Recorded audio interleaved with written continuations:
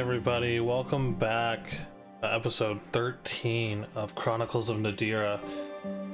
If you don't know, I'm Vecna, so let's just do a little bit of recap here. Our players have found themselves into the city of El Makath, the capital of the empire of the Hecaran Empire. On their way in, they noticed that they had wanted posters, as they had been reported that they had committed a murder in a town that they had just passed through and assaulted somebody on the roads.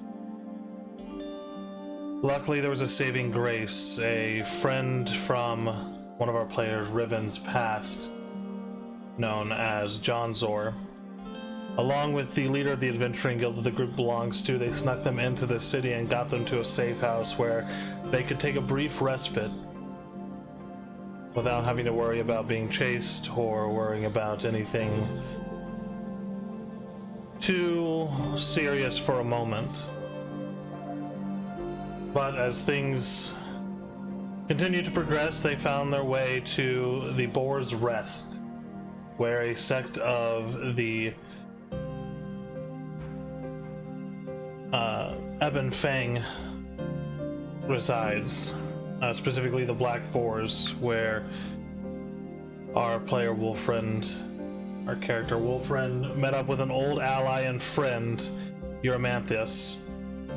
It was there that they learned of a ritual that could rid Mavra of the cursed blade that had attached itself to her. Through a complicated ritual involving many components that Eurymanthus, after getting a bit of coin from the party, would be able to collect, and then hopefully they could rid themselves of this evil that has attached itself to their group.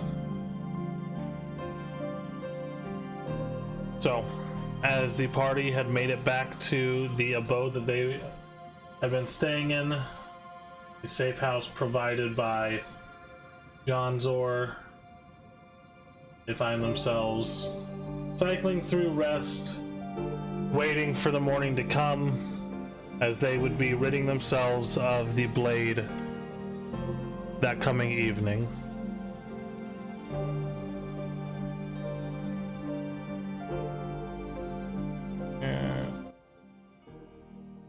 So, and there is our last one, Mavra.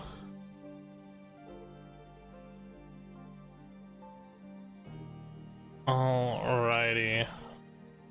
So, as you all lay in the safe house, well, not all of you, two of you standing guard, Mavra and her younger sister Kavra sleeping in the bedroom, and Wolfriend resting currently on the armchair outside of the bedroom. The sun is beginning to rise in El Makath as you guys see the light peeking through the windows. Yeah. Guys.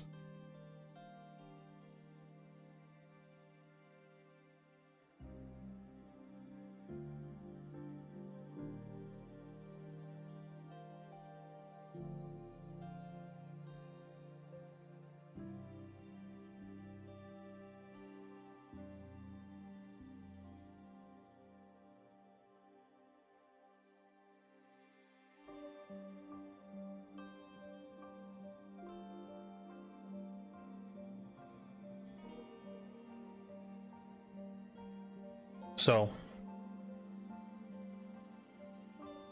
what are you guys out in the hall doing? Mavra and Kara haven't awoken yet, and as dawn is breaking, you guys find yourselves keeping watch, maybe talking amongst each other. Uzmi, are you still in your Harbinger form? Yes. Okay, you've been in your Harbinger form for a long time. We live in it right now. He wants to get taller. We straight live in it. So, as you all sit there, what is it that you're doing? Wolfriend is still asleep on the sofa. Uzmir and Riven, you guys were taking the last watch of the morning.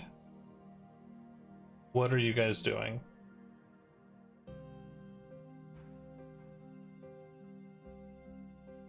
Well, Riven is more off to the side, trying, mostly just keeping an eye on the door, trying his best not to fall asleep while on watch. Okay. Uzmir?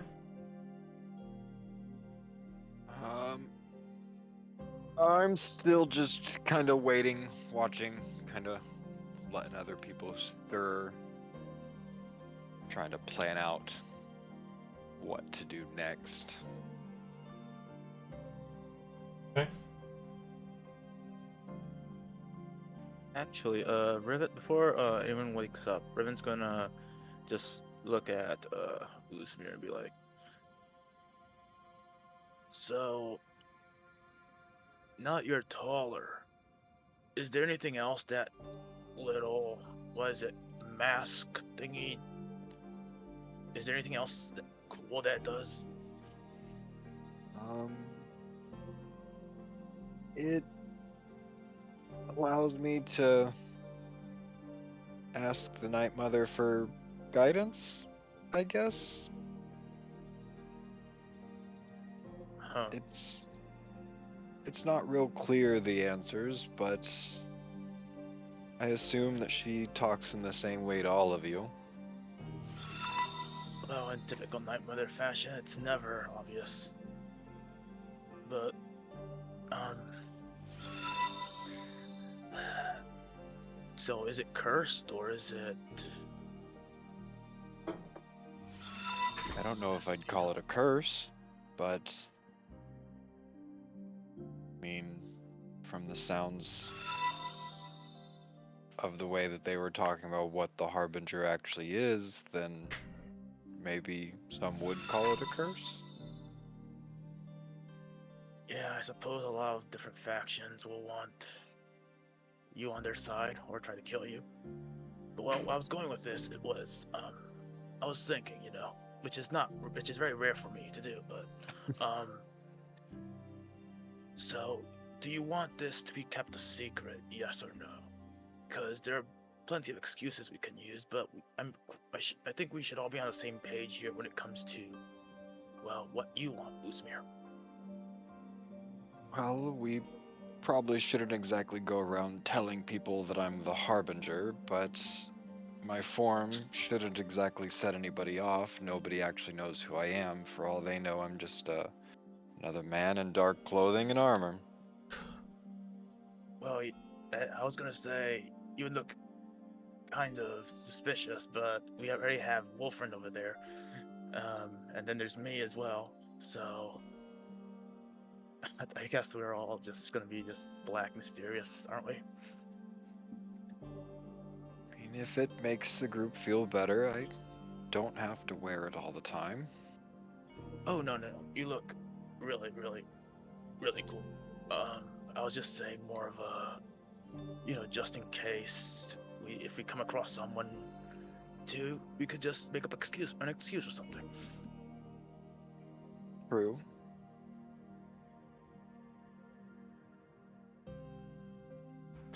As you guys are having Yeah. this discussion, Wolfriend, you begin to wake, as they're not being entirely super quiet, especially they're not too far away from you in general.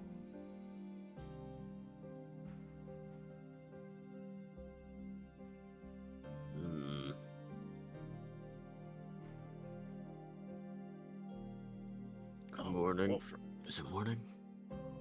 No, it's nighttime. No, good morning, Wolfriend. I see you're awake. I am now.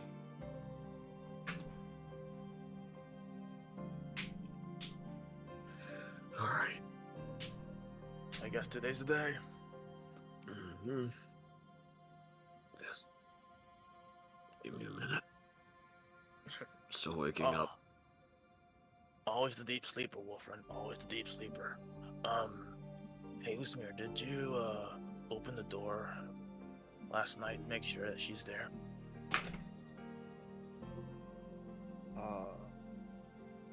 I stayed in there for part of the night. Alright, just making sure, because I think I passed out like halfway there, so yeah, I kind of may have lost my thought there. The last I saw, they were both sleeping soundly in bed. Oh, that's a relief. I guess we should just wake them up, maybe.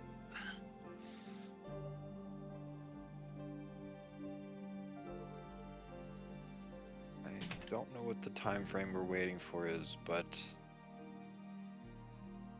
probably best to lay low for the time being and allow them their rest. Where they'll need it for what's to come. Fair enough. Yes, you're right, Uzmir. But I guess for the rest of us, we could just well, maybe look around a bit more here, or we could just rest as well.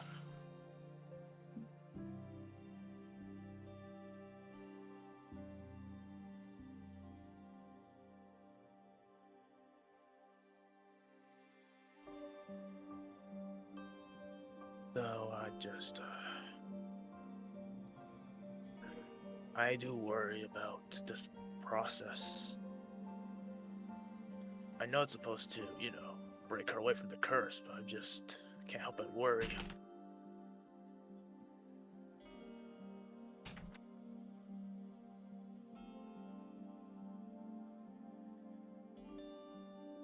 And also, Raven's just gonna shake his head a little and just walk a bit over here.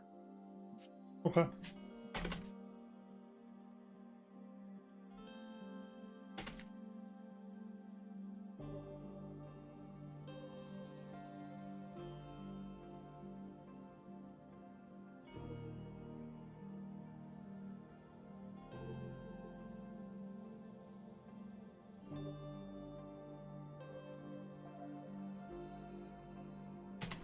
All right, so you guys are moving around. It isn't too long before you hear speaking at the door to the bedroom as you see Kavra stepping out.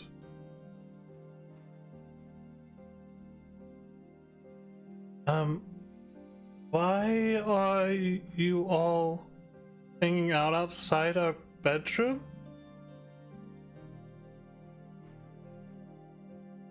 We were Well, just waiting for you two to awaken. We weren't going to interrupt your guys' sleep by any means, but so we was just sitting all out here in the parlor for a chat. Okay. I guess I'll go wake my sister up. yeah, Completely sounds up like to a you. plan. There's no rush. Okay. I'll be right back. Mara, you're awoken to Kavra shaking you. Oh, baby sister, what is that? Everyone's creepily standing outside the room. What do you mean? I'll have you know, I'm sitting in a chair. Except for Wolfren, he's weirdly sitting in a chair across the room, just staring at the door.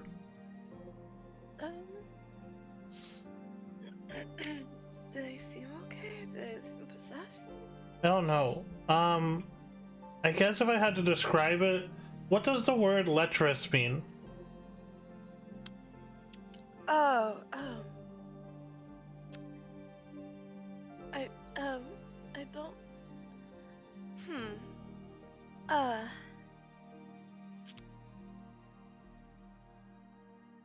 I'd say, the best thing is like hungry, but not for food. For what, like water? No, that would be thirsty. It's I don't know,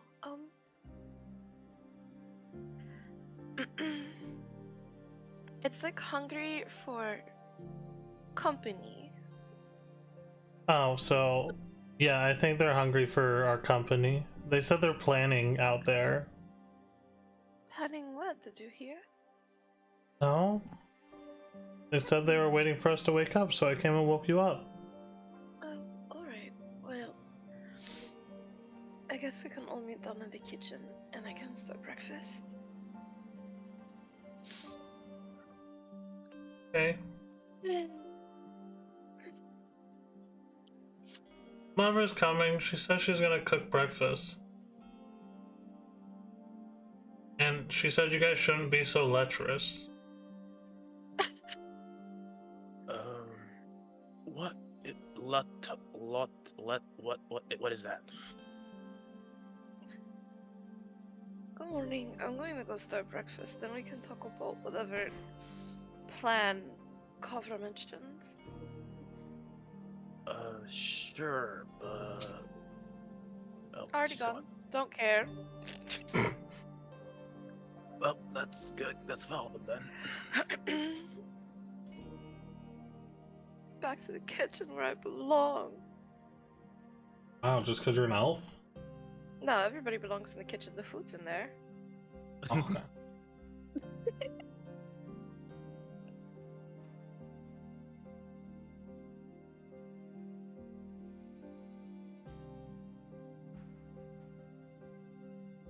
You hanging back, Uzmir? Yeah, just for the moment.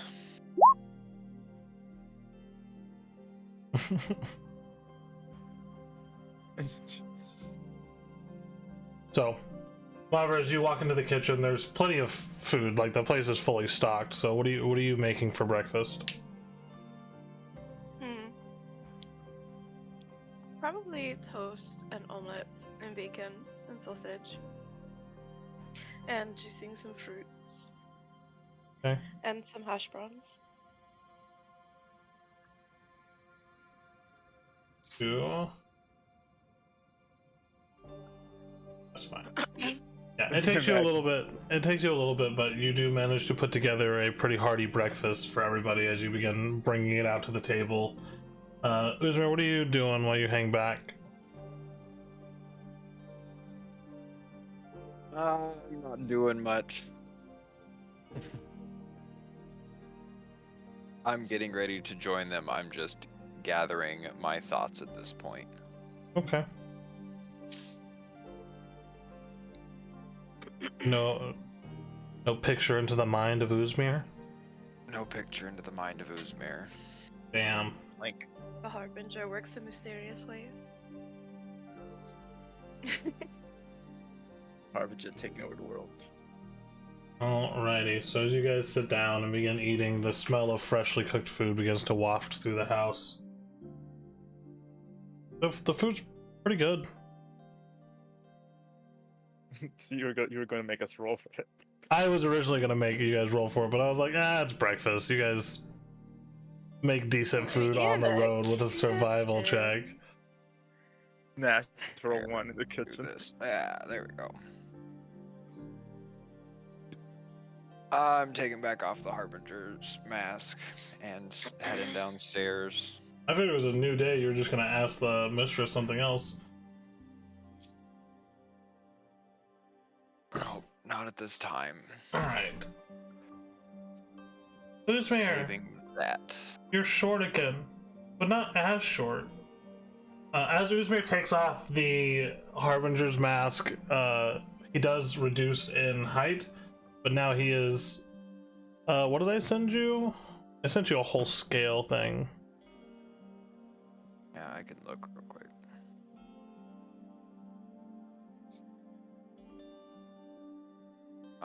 What stage would you be considered? You are currently... you are stage 3 at this point in time. Standard humanoid size. So you're like 5'11". How tall were you before? Like 4 foot something. Yeah, he's grown almost 2 feet. Uzmir's now the second toss in the party.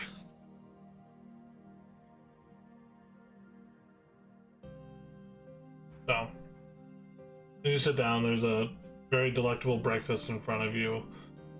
Seems to be digging in. Riven digs in without any manners whatsoever. So, what are we doing today?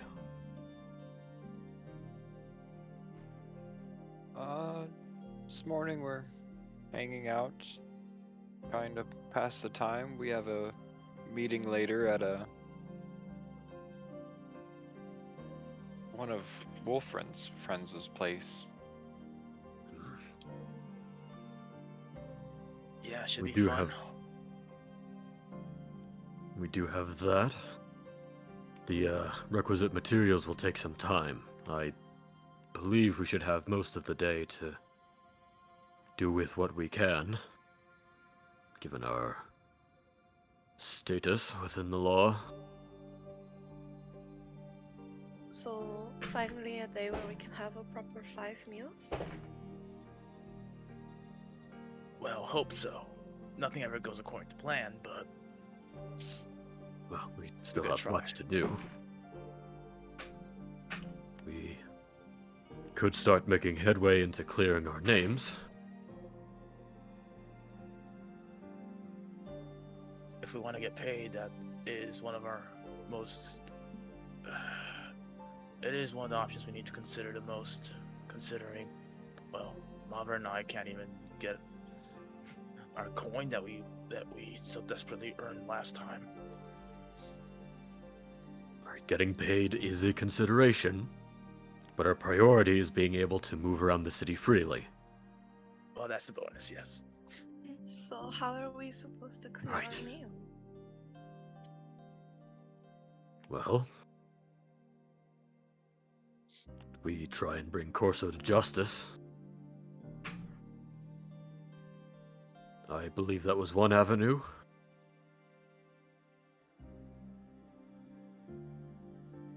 So,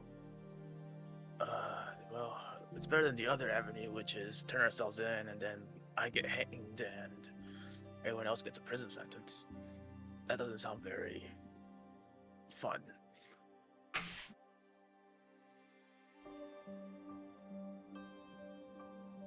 But you're right, Wolfren. It's either we get Corso and try to make him clear up everything, or we find another way around him. As for that, I have no clue what other way around we can find, but Well, I'm not the intelligent one here. there are some connections we can pull on, but we would require a hefty favor in return. I'm prepared to give whatever, but I believe Corso is someone we're trying to go after to begin with. So,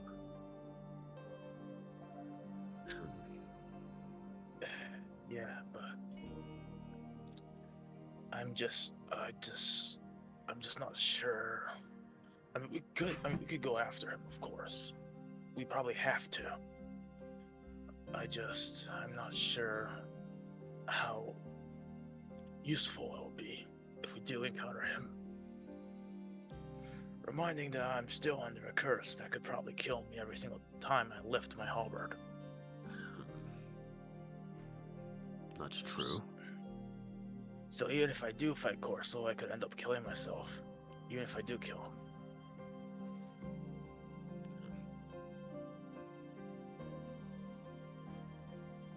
But I will follow along with what the rest of what I mean to say is I trust you all. So if you think following the Corso lead will help us more, then you're damn well right. I will be there. But We do need to follow the Corso lead eventually. No, soon, even. But doing so should be easier without, our myriad curses to deal with. We can spend the day trying to fix that. well, if And if you think about my curse, there is probably someone that can help us, maybe. The boars like as not. I know no one better suited. Well, How are we even to go about finding Corso if we can't move freely about the city? With difficulty. But I believe our best option is to try and settle our curses first. and well, Sky and Johnson could probably find us easily. This is their safe houses, of course. That's true. But yeah, Wolfren's right though, Mavra. We need to get rid of your curse and then mine. But mine may not be as simple as, well, yours. Because I've been thinking as well, and even though I don't think well, I thought, what would happen if my weapon suddenly vanished? It is the Night Mother's weapon, or is supposed to be. Do you think the factions that are aligned with the Night Mother would allow such a thing to occur? And that's when I thought about Lucian. Wasn't his group just collecting these weapons last time we saw him, Mavra? They were. So maybe he could help us try and extract the curse without having to destroy the weapon.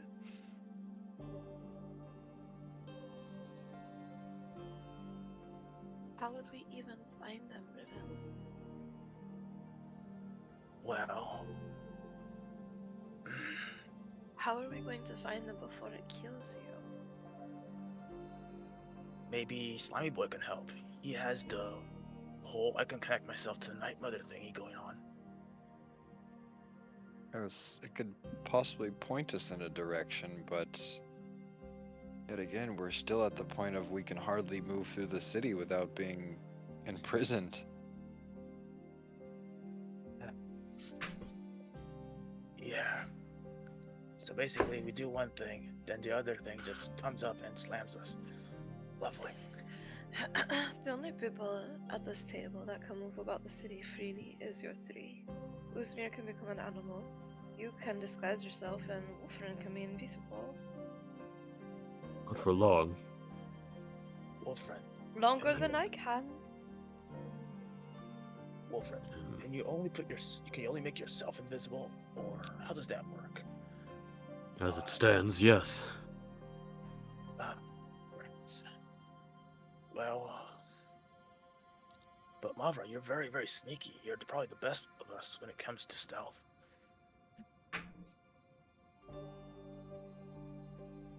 I am. Yeah. If luck is with me and on my side.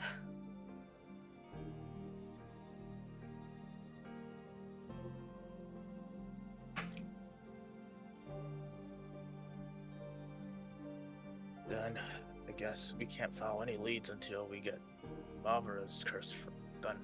Then I guess.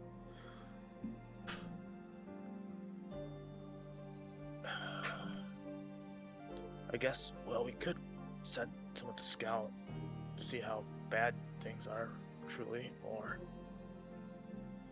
we could all just stay here for the time being until the time comes for us to leave. For us to leave and regroup with Wolfren's people. It feels like we have no choice but that, especially when this sword can make me do things. Yeah, I'd rather not have the sword just fully possessing you, Mavra. Yeah, imagine we're out and we're trying to find information and I'm separated from you guys somehow. And then suddenly I'm out of my mind again. That would be disastrous. Well then, while we wait, I might as well just practice my spear, I guess. I think I'll go pray. After I clean up breakfast, of course. Yeah. Don't want to go see the boars? Riven, try and get your curse situated? Check on the status on the rest of the supplies? From Avras? Actually, maybe that we can do that. Though I want to ask if the weapon will completely disappear or vanish. Because if it does, then this will probably be a death sentence for me, whether I break the curse or not.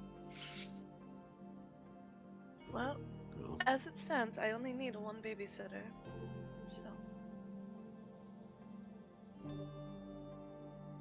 and either way, we can just gather information. And I know of no better source.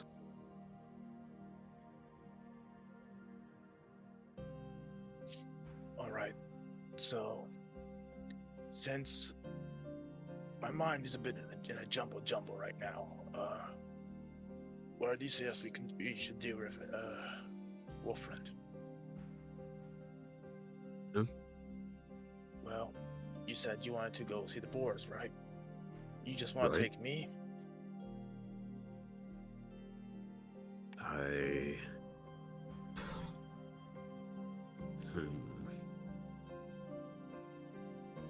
Is there anywhere else we need to be at the same time? Anywhere else that would serve us well? Well, we have a lot of debts to pay, that's for sure. But other than that, I can't really think of a place. I think it'd be better not to split us up if we can help it. Not if we don't have to.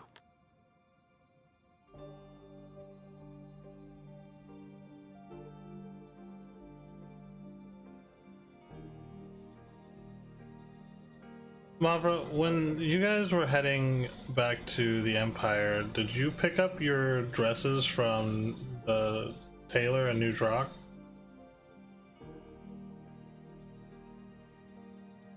We spaced that shit. Yep. wasn't the tailor? I thought the tailor was an Almacath. Yeah, all the tailors on Macan. Mm, Because after that we went to the Because that's the same place I got the dagger. yeah, with Shiro. Shiro's no, friend. yeah, you're right. It is an Almacath.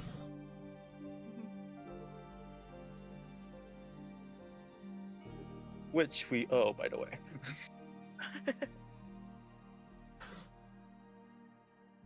The blacksmith? Yeah, you owe him like 10,000 gold pieces. Yep. Nope. Goodbye. Blacksmith has to die now. So, what is the plan?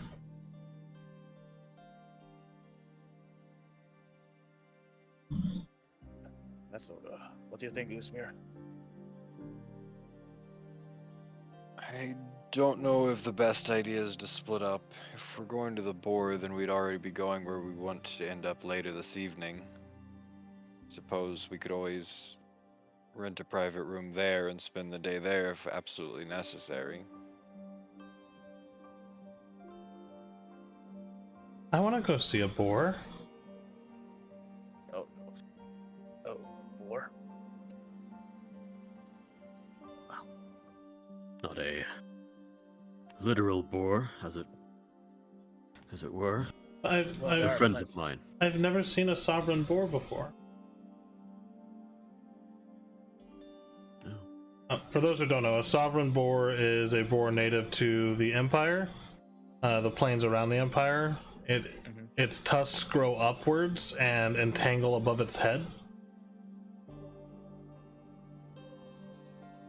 That's why it's called a sovereign boar, because it ends up looking like it has a crown.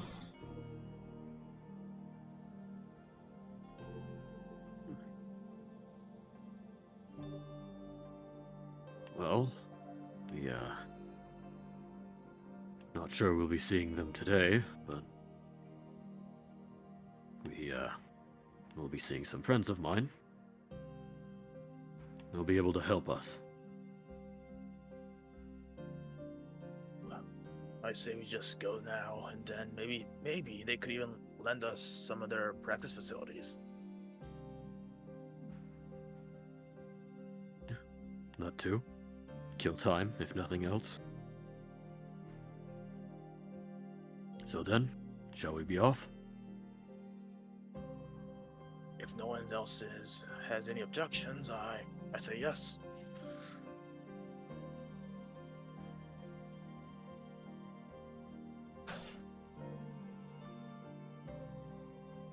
Right. So, Mavra is cleaning up the kitchen. Are you guys bringing all your stuff with you?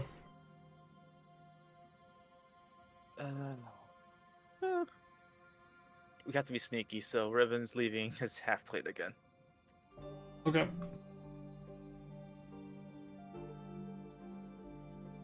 Mavra gets up and I'm gonna bring a book. And walks over to the bookshelf and comes back with a book called Raising Weasels with Confidence. I love that so much. A new pet soon.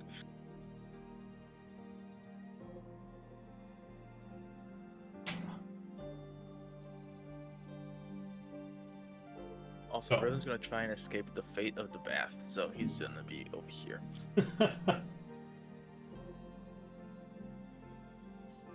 Riven getting 2 baths a week is like 2 baths more a week than he normally gets, so like I think we're okay. Yeah, we're good. Especially Riven's like, yeah. It's almost more baths than he gets in a month. He's yucky. I would say 2 months, but yeah. The only time he washes is to wash off blood, and even then, he only washes the blood out of his eyes. Even as like the core.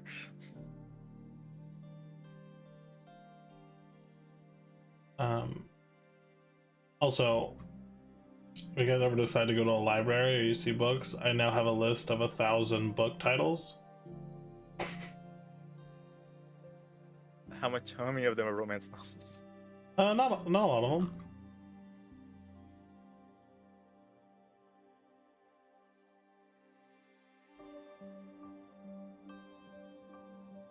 Okay, so you guys begin readying yourselves and are setting out. Are you trying to take the same path you did the night before? Yes. Yes. That Okay. is the way that we know. So I'm going to need whoever is leading this to make a survival check.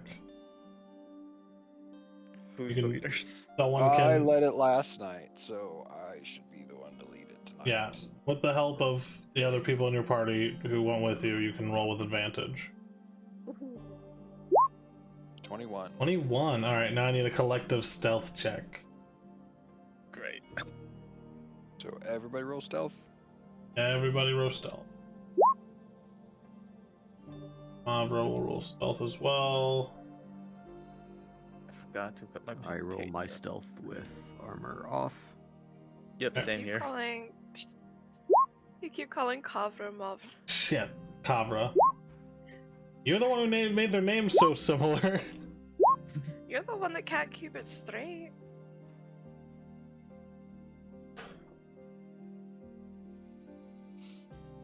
Oh, overall, Jeez, be really quiet. good rolls. Be For now. quiet today. So, as you guys make your way through the city, heading down towards the dock area and into the underground passage and the sewers, you eventually find your way back to the Boar's Rest. Let's see. Here. Oh.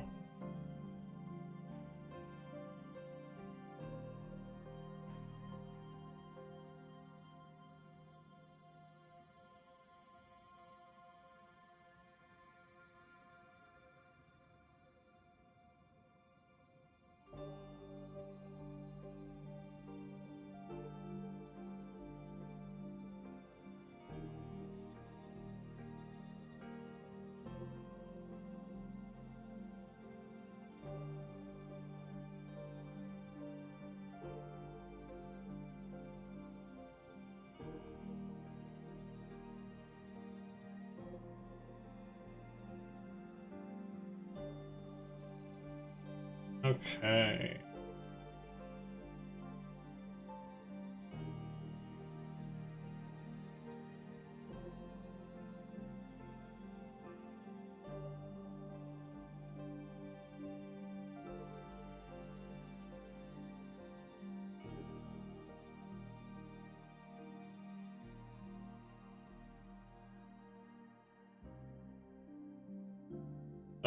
You guys find yourselves outside the Boar's Rest.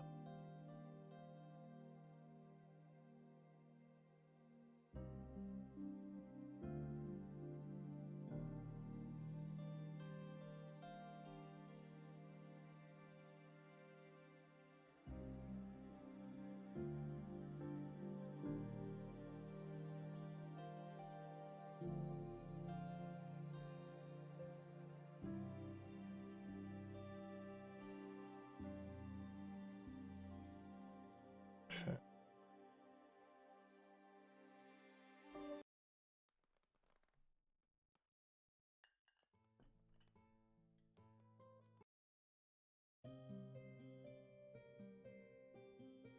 So, at the Boar's Rest, as you guys enter the building, you find it is much less busy than it was the night before. I mean, it is fairly early in the morning as you guys arrive. You do see Euromanthus still working the bar along with Lilith. You see a few people who probably slept here the night before. They do have private rooms and the like.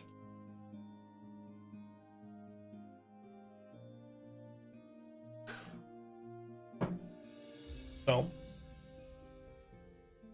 Well, we're here. Wolfrun, to see your territory. Do you see your friend around? Of course. Just right. He gestures just towards the bar. yeah, the 7.5-foot hulking figure known as Euromanthus is pretty hard to miss.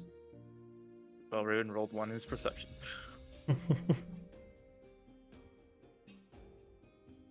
So, as you guys approach the bar, Lilith greets you, and then Euromanthus turns. Oh, back already.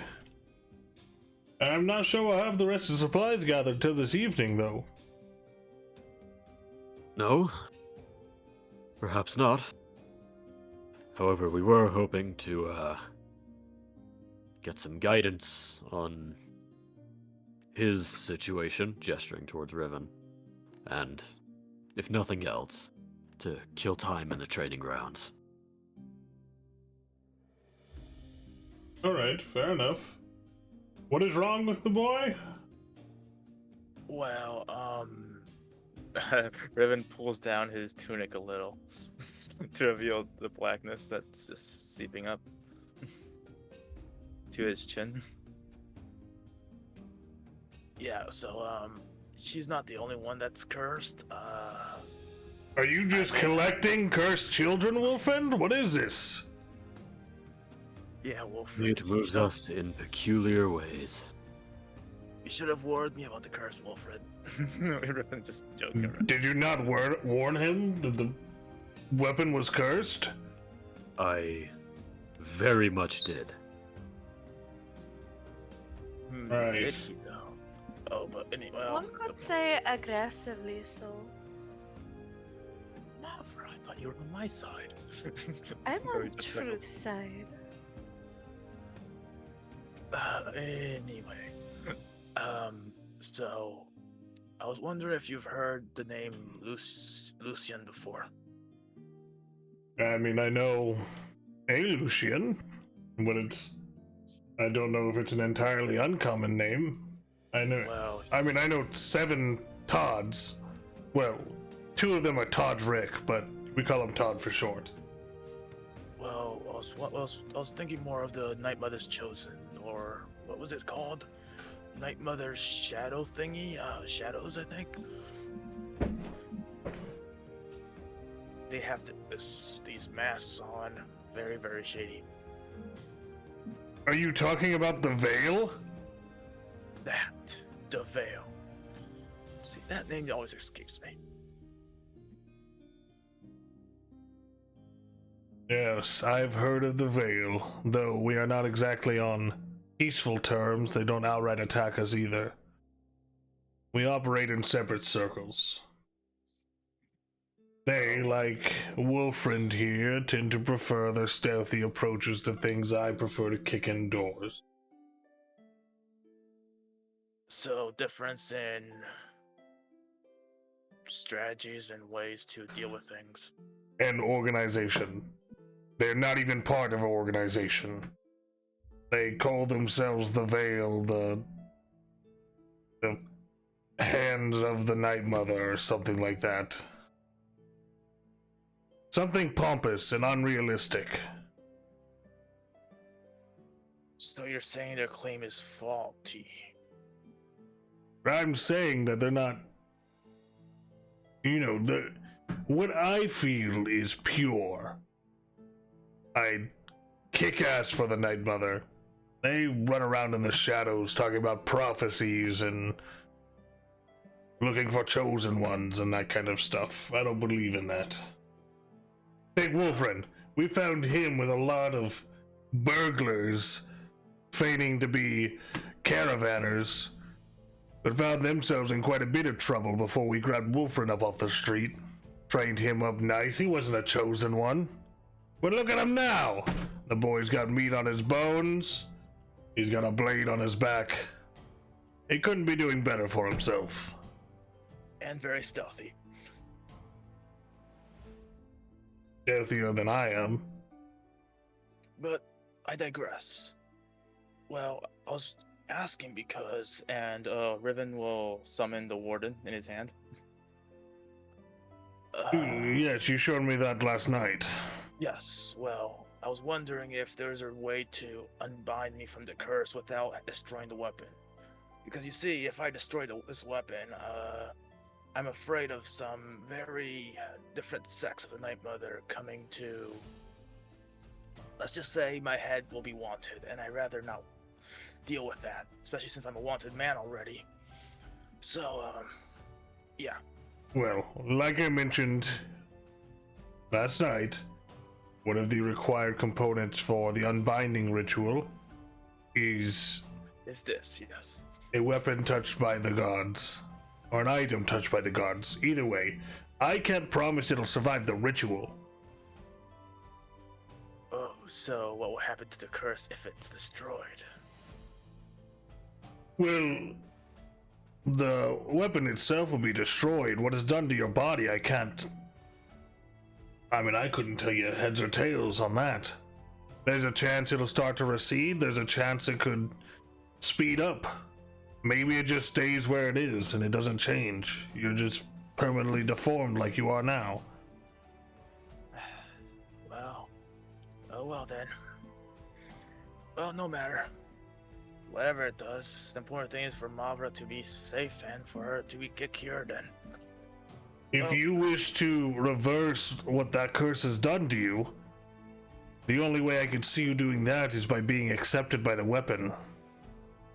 Or by being away from it for a very prolonged form of time. I've tried that, and for some reason I just keeps appearing in my hand, or it just every time I wield a different weapon I feel sluggish, as if everything's just slowed down. Well, my entire body's just slowed down. I can't be used to my friends like that. Yeah, it's called dependency. You depend on the item for this false strength that you've convinced yourself it gives you. Don't get me wrong. The Night Warden, there's tales of its strength and its valor, but obviously it doesn't agree with your ideals. Yeah. So, probably we should've forge your ideals anew. I'd rather keep my ideals, well, friend. I really like them. I'd rather not think of this whole holy, orderly thingy that you got around here. I am more of a free man Ron type just thing. cocks his eyebrow at Riven. You're asking me to become a whole different person, Wolfriend. I can be better, but I can't just let my own ideals go.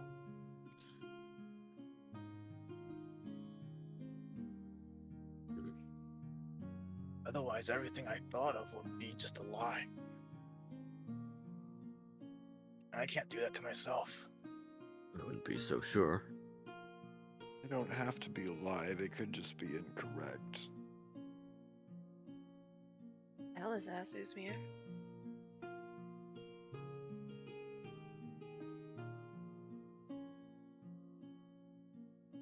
Either way, you might be rid of the curse once the item is destroyed. I couldn't tell you. I don't often get to destroy vestiges of the Night Mother.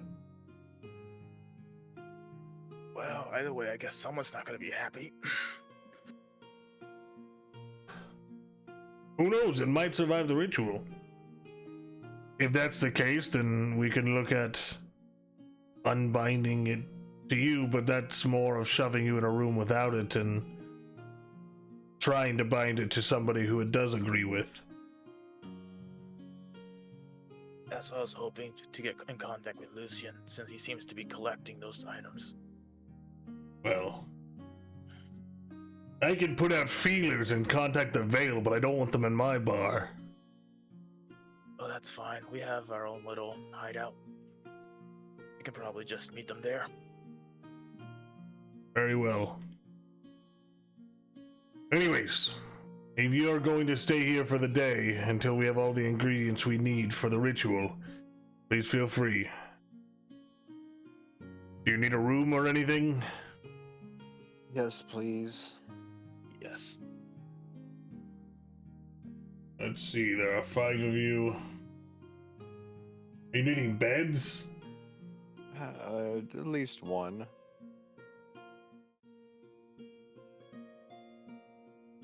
Right. See what I can do for you. But is it possible for us to use the training grounds while we wait? Yeah, you can use the training grounds, that's fine. They're out back. You all can take the green room. And he points down towards the green curtained off area. Down here. Thank And you. he hands you guys a key. Please, if you break it, you buy it. Yeah, Usmir's keeping that key. You're far away from Ruben.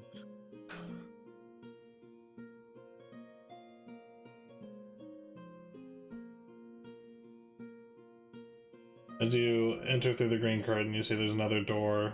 As you open it, there's a bedroom with 3 beds, two like twin-size beds, and one queen-size bed. There's a couple chairs in there too. Tavra immediately gravitates to as she opens up her book.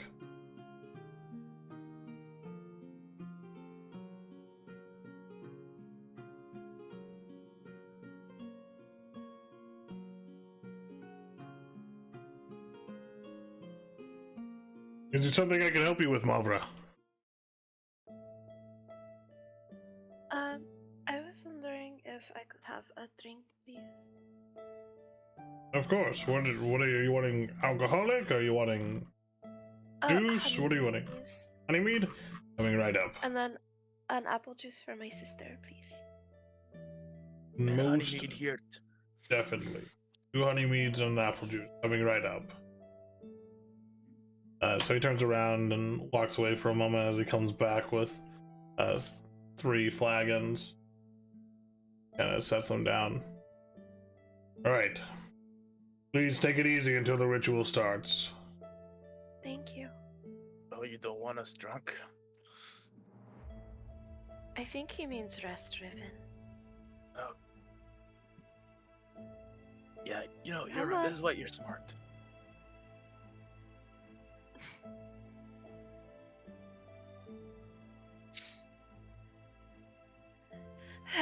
She's gonna set the drinks on the table next to Kavra and then just flop down in the chair. Look what we found, drinks.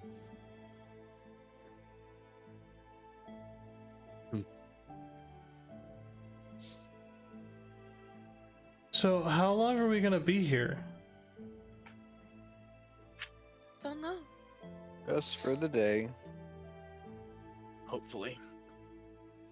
Alright. Are you guys Just- doing anything while you wait?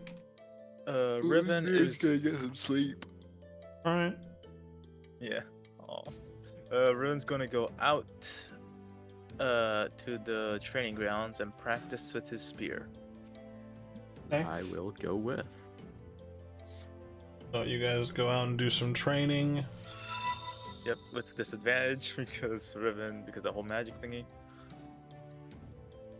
Okay. So, you guys go out to train. Uzmir's getting some sleep. Are you doing anything, Mavra?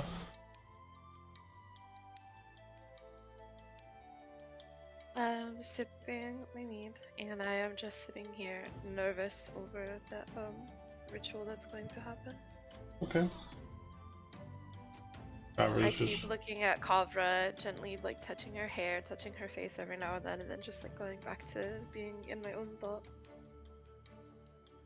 she just seems enamored by the book that she's reading at this point in time.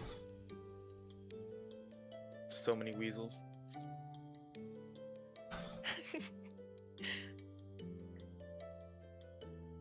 So, as the day passes,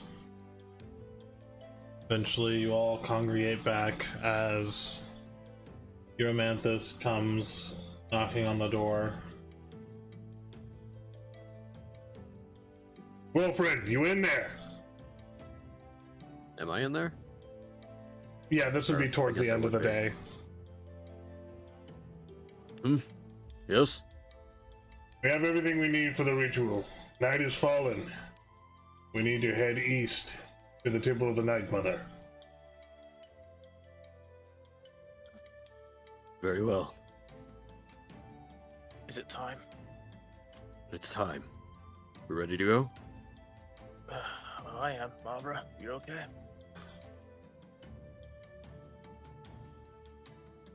Yeah. Everything's gonna be alright. You don't have to worry about a thing. We'll protect you. Uzmir, it's time. Giving Alright. Kavra a giant squeeze. After this, this might seem like a weird question and completely out of the box, but can we go get some weasels?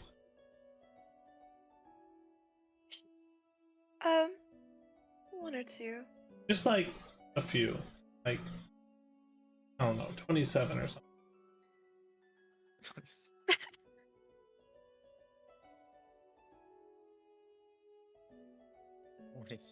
Well, Gosh damn it.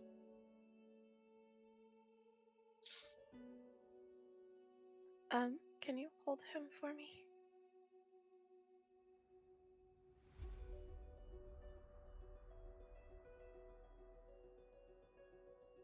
Right, so, as you all follow Riven, can your you Amantha. hold- Oh, go ahead. Riven, can you hold Palath for me? sure. As Riven just holds the little critter. Hi, buddy. Thanks. He jumps on top of your hat. It's clean now. Well, not anymore. It is. He's been training.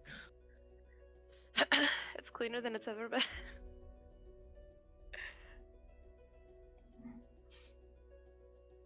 Oh, Alrighty, character moment over. Go on. you guys follow your Amanthus through the Dark City streets as he weaves through alleyway after alleyway, trying to avoid any additional hiccups that you might find along the way.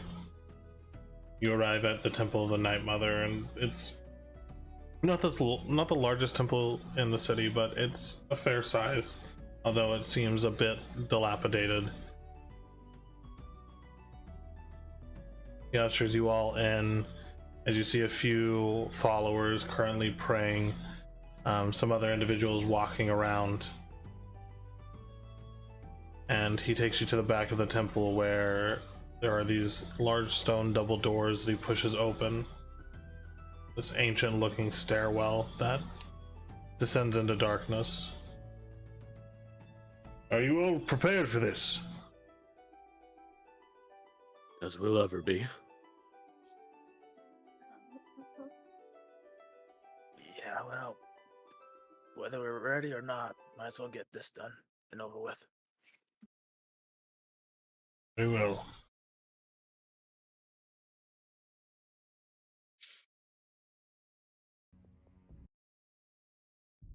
Oh, Oh, DM.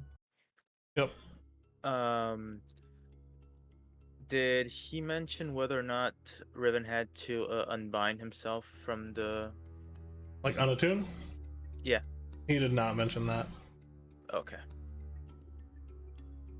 So, as you all descend this ancient stairway into the depths of the Night Mother's temple, the air grows noticeably cooler. The solemn silence, a stark contrast to the tavern and the world above that you've come from. You all step into a cryptic chamber, its atmosphere heavy, the scent of damp earth and lingering traces of incense. Stonework here is ancient, the walls, floor, and ceiling hewn from somber gray stone that has witnessed the passing of countless years. In the heart of the room, a ritual circle dominates the space, etched directly into the stone floor. It pulses with this soft golden luminescence, casting this spectral glow that dances across the chamber's surface, throwing elongated shadows that seem to sway in rhythm with some unseen melody. An arcane sigil that graces the middle of this room is a complex network of interlocking geometric shapes and runic inscriptions that hum with a power as old as the temple itself. Surrounding the ritual circle is a colonnade of pillars, each one carved with delicate filigree that spirals up to the vaulted ceiling. The pillars stand as silent sentinels, their surfaces adorned with bas-reliefs depicting scenes of lunar phases, an eternal dance of life and death, and the Night Mother's many visages. At the edge of the circle awaits a cloaked woman, her presence both commanding and serene. Clad in robes that echo the room's monochrome palette, her attire is a blend of natural fabrics and intricate silver threading that mirrors the celestial theme of the chamber. Her eyes, when they meet your gaze as you all walk in, shimmer with an inner light, almost like the night sky itself. The air within the chamber is charged, this palpable tension that tingles across the skin, a whisper of secrets in the arcane. Here, in this secluded sanctum, a boundary is broken between the mundane and the mystical. Everything seems to blur, inviting you all as you step in beyond the veil.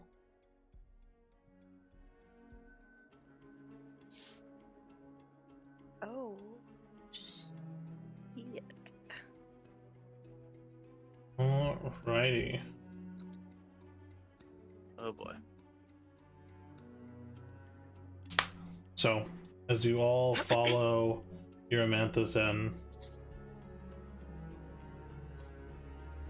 Lunala, I've brought them. Is everything prepared? You guys see in the many bas-reliefs on the pillars around these aether stones of different varieties that are imprinted into them. One of the few ingredients that you guys needed to attain. Here.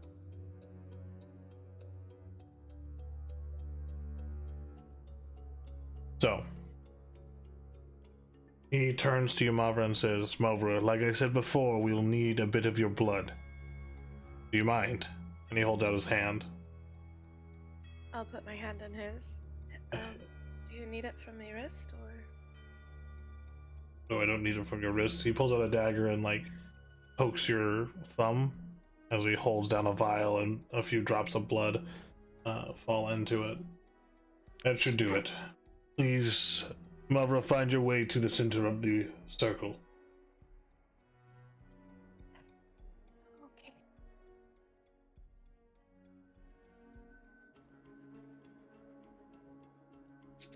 She's taking very shaky steps forward, very nervous. Don't worry. We're here should anything go wrong. I trust Not you. that it will. Yeah, you'll be okay, Monroe.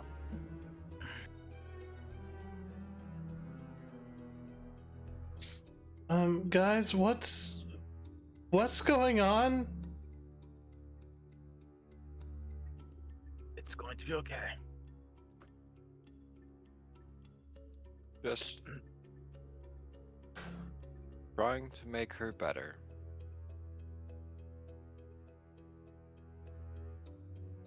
Life anchor. That's been prepared?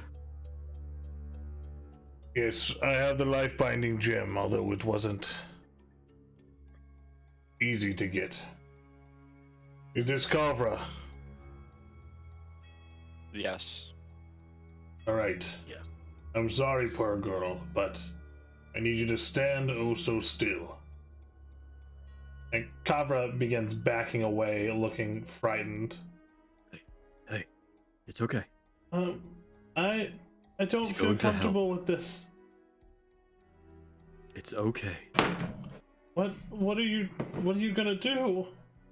You're in no danger. It's just to save your sister.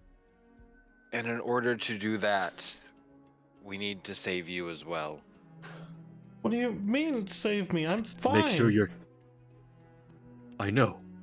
And we intend to keep it that way. So, please. This will all be over soon. It's okay, Galvin. It's okay. This just seems really weird. It's okay. I know. I don't like this. I know. It'll be okay. It's okay.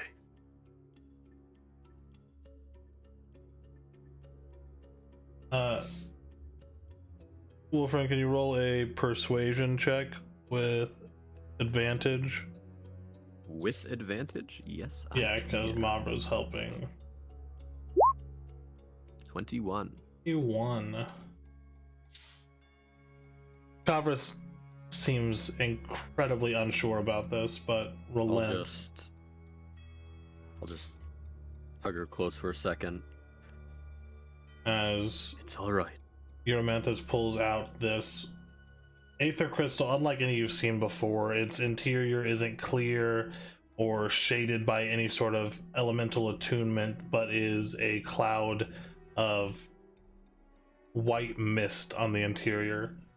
As he presses it towards her, you see the light begin to fade from Kavra's eyes. Her skin grows pale, and her body collapses on the ground.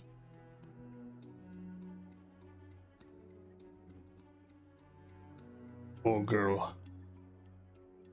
Wolfram just grimaces and I'm going to look Lies away while Mavra tears down. run down my face.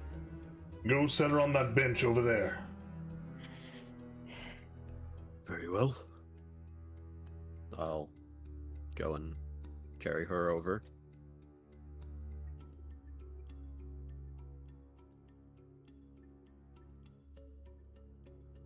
Alright, everyone stay clear of the circle. Don't want any of you getting caught up in the ritual. Do you need my weapon? Yes, please. Riven's just gonna summon it and then hands it to him while attempting to walk away.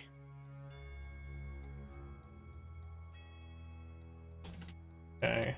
As you walk away, you feel this, like, uneasiness. This hunger for its power. I need you to roll a wisdom saving throw. Not again. A normal straight wisdom, right? Yep.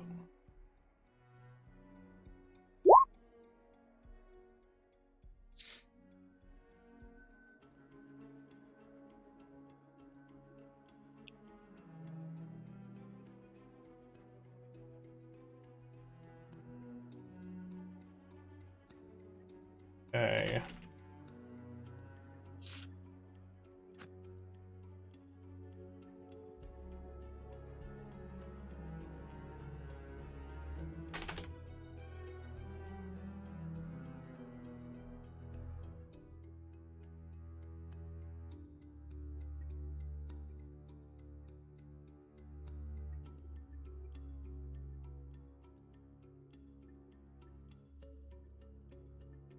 Let's see.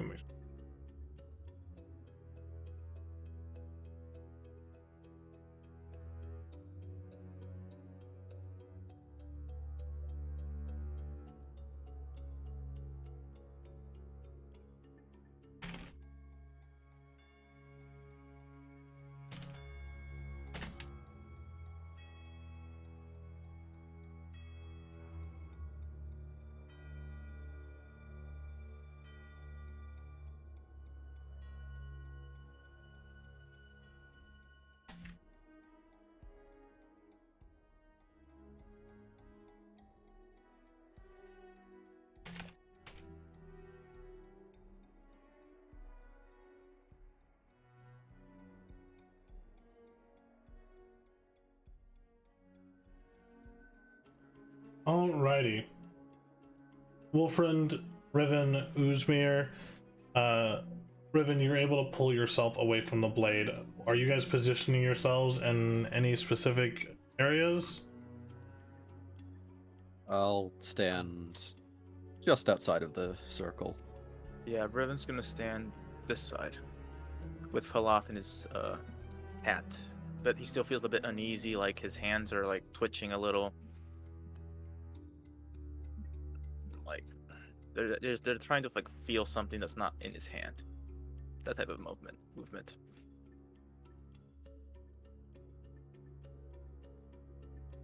Okay.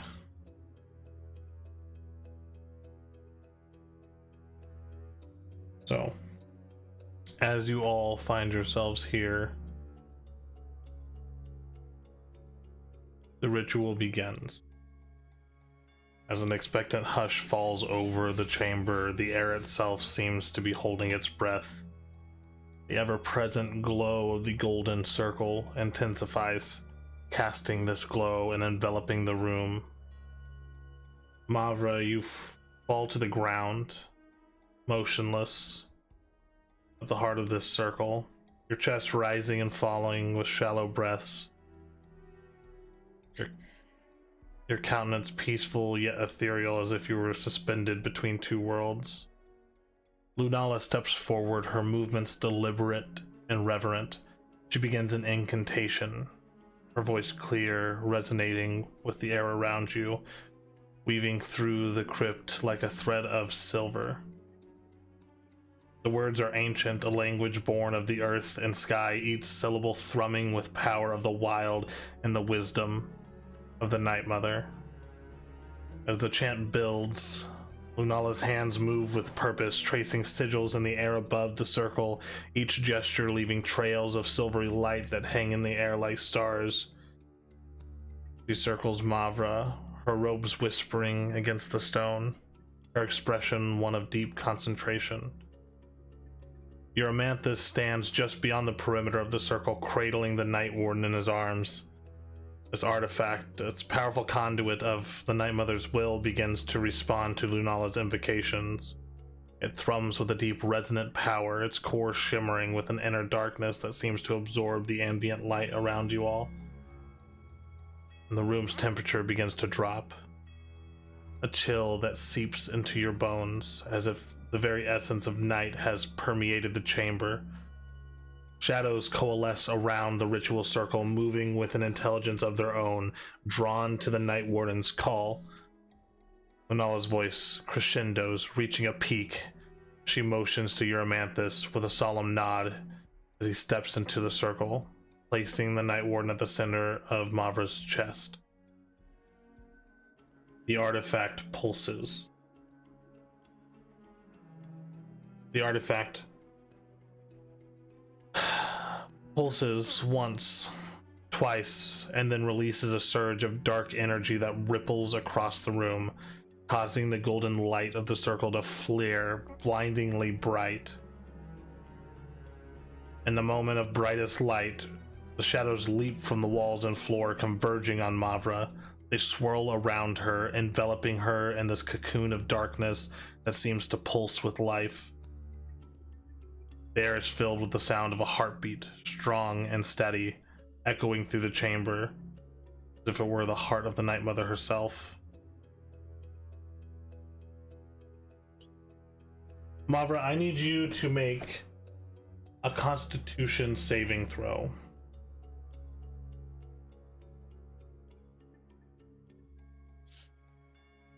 Oof. 7. Okay. As this happens, Mavra lets out a scream. Mavra, you take 22 points of necrotic damage.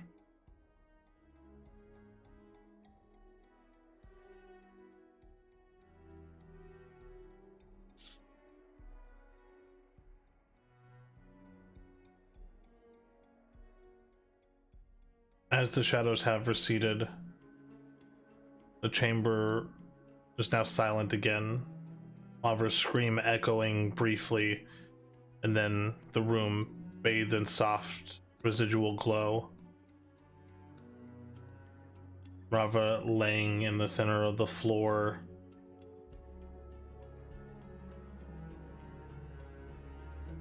You guys doing anything? Is there anything to be done? The ritual's not over, is it? No, not yet.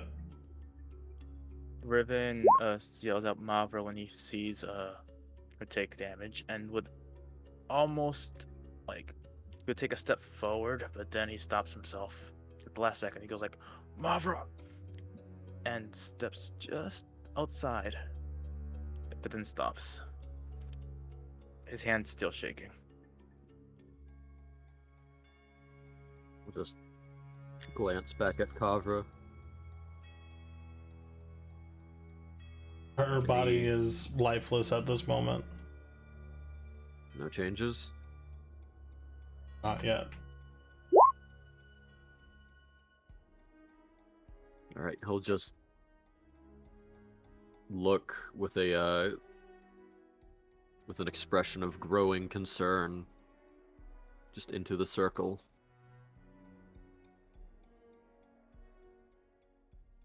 Okay.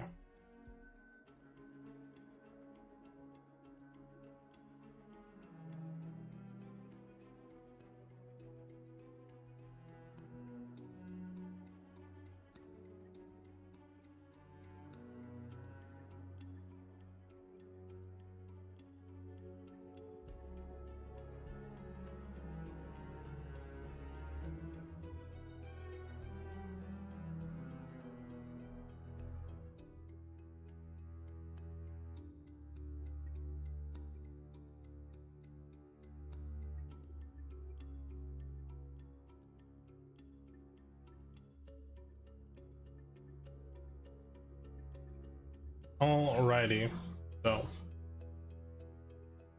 as Kavra seems to have no changes at this point in time, Mavra lies on the floor in pain briefly. The ritual begins to intensify once again.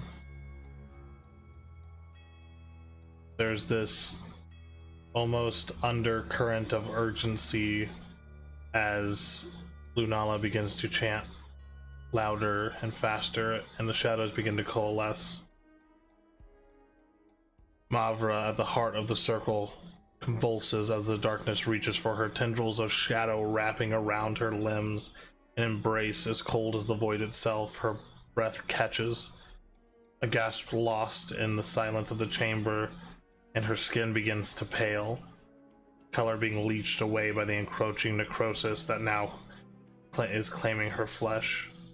Lunala's voice wavers, but doesn't break. Her incantation, almost like a beacon in this darkness, her hands moving faster, the trails left behind by her gestures now weaving an intricate web of light above Mavra.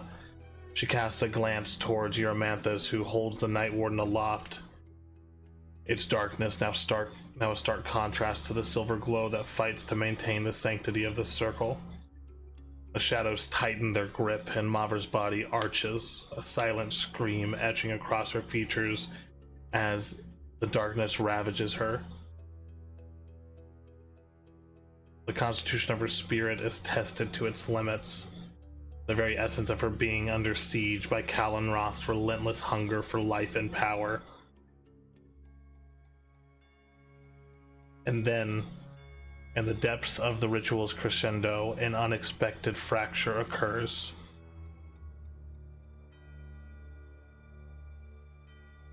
Wolfrin, you notice this first as Kavra, her soul housed within the life-binding gem, almost like a conduit. The piece of the cursed blade, whatever piece of him that has affected Mavra, seizes this moment of vulnerability, and with a surge of malevolent intent that shakes you to your core, it forces its way towards you all. The golden circle flickers, its light stuttering as if in shock, and the air itself seems to recoil as Lunala's incantation turns desperate, a plea to the Night Mother as she witnesses the abominable transformation as Kavra's body contorts slightly, her features distorting, Callan Roth's essence melding with her form, reshaping her.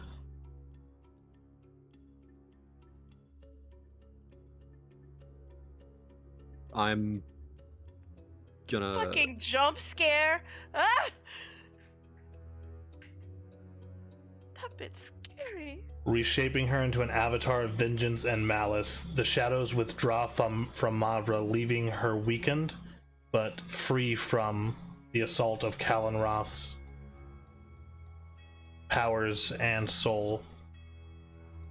As everyone's eyes begin to turn to Kavra, who rises, her figure now a dark mirror of the image that had been entrusted to the life-binding gem. Her hair, once the color of twilight, now whips around her like tendrils of darkness. Her eyes, which had shone with innocence, now burn with the cold fire of Callan Roth's fury. Lunala steps back, her role as conductor of the ritual now secondary to this battle of wills unfolding before you all. Euromanthus steadies himself, the Night Warden no longer in his grasp. The chamber, now a battleground between light and shadows, watches as Kavra, the vessel for a wrathful being, takes her first steps as a new creature. You all witness this harrowing sight, not knowing what comes next, but having to decide the fate of two sisters that could shift the balance of power between everyone in this room. So, I need everybody to roll initiative, please. Oh boy. Oh boy. Including me? Yep, you are awake. You just are weakened by the necrotic energy. You took 22 And points I'm of prone, damage. right? You are prone. Okay. Gangster initiative so far. Oh, there we go. Oh, there we go. Riven. There it is. Also, Riven's completely useless at the moment, so this is gonna be fun.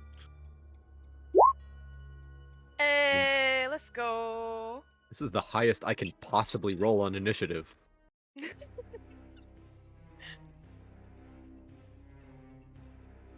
Alrighty.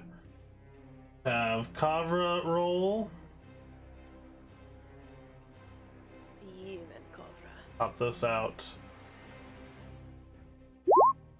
This is Kavra What Thilden the- Callan Roth manifested. She rolled a natural 20. 24.19. It did that to break a tiebreaker. If there's ever a tiebreaker, it does that automatically for NPCs. Because Wolfriend also rolled a 20, natural 20. Right. Yeah. Oh, so it was goes a off of 20 his. total. So his adds his dexterity too, because that's what. Yes. My dexterity, which is +0. Alright, let's see. And we have... Riven at the back. It's okay. It's a weird tiebreaker thing that they added into Roll20 for certain things.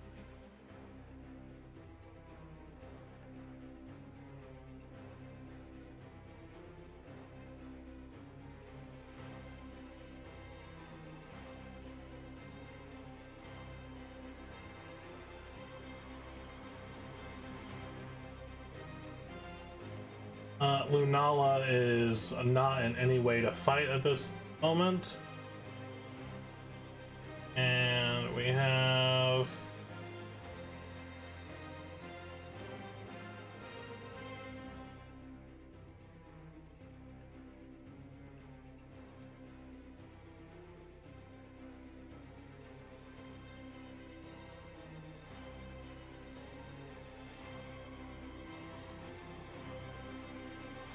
Go.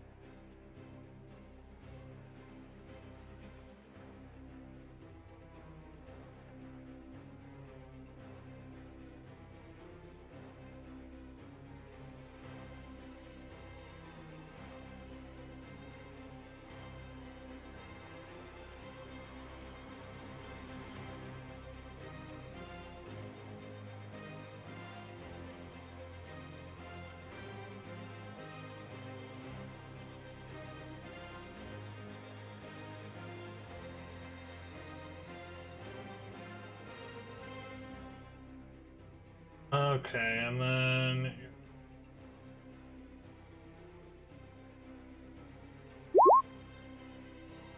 Not good. Descending. So we will start with Kavra, and as Kavra throws down one of her arms to the side, you see shadowy tendrils begin to shape out of her, forming the shape of a spear made of shadows, and she will rush at Wolfriend.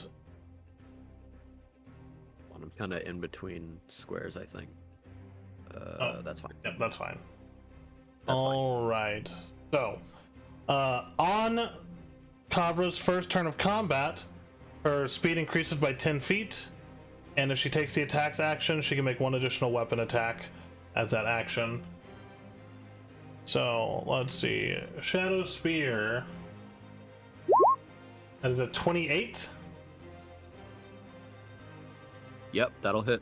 So that'll be 9 piercing, 1 necrotic. Her second attack is a 20. Shield. What's up? Shield. Okay. And then Brings my AC up to 24. and then her last attack is a 14. That does not hit. Nope. So the first one strikes true, jamming into your chest. The shadows almost like phasing through your armor before she brings it up as you cast shield, the darkness of your blade almost expanding around you, blocking the shadows that Kavra is casting. At that point, Kavra's turn is over. Wolfriend, it is your turn.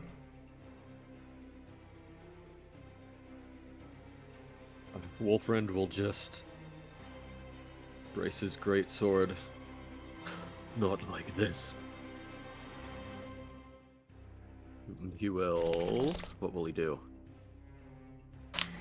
You can see this is still Kavra, though her visage is twisted, this dark opposite of the young girl you've begun to know and care for.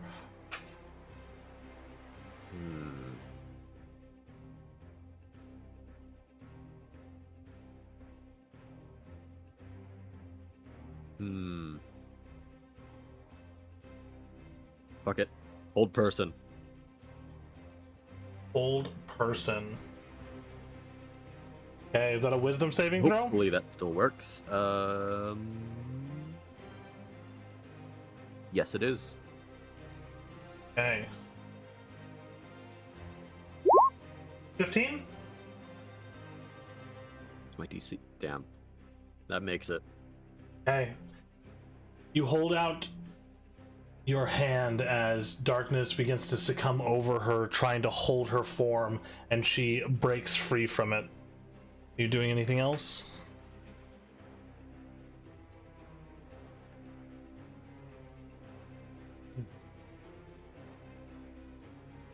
For now, no. Okay.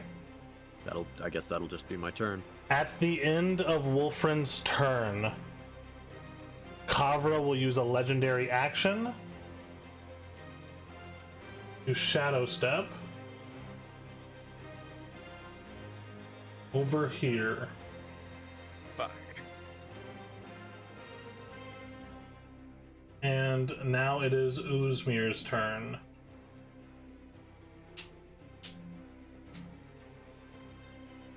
Okay. This works.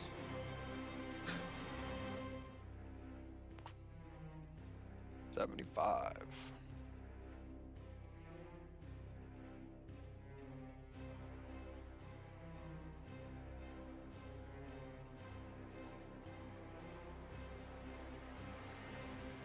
All right. Walking. I gotta look at my speed. That's 25. 30. And then I'm gonna go ahead and use my blink ring, Okay. which I believe is 40 feet. Yep, 40 feet. Zip on over here.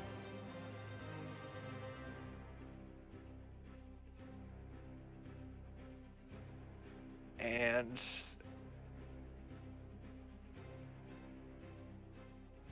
as I come in,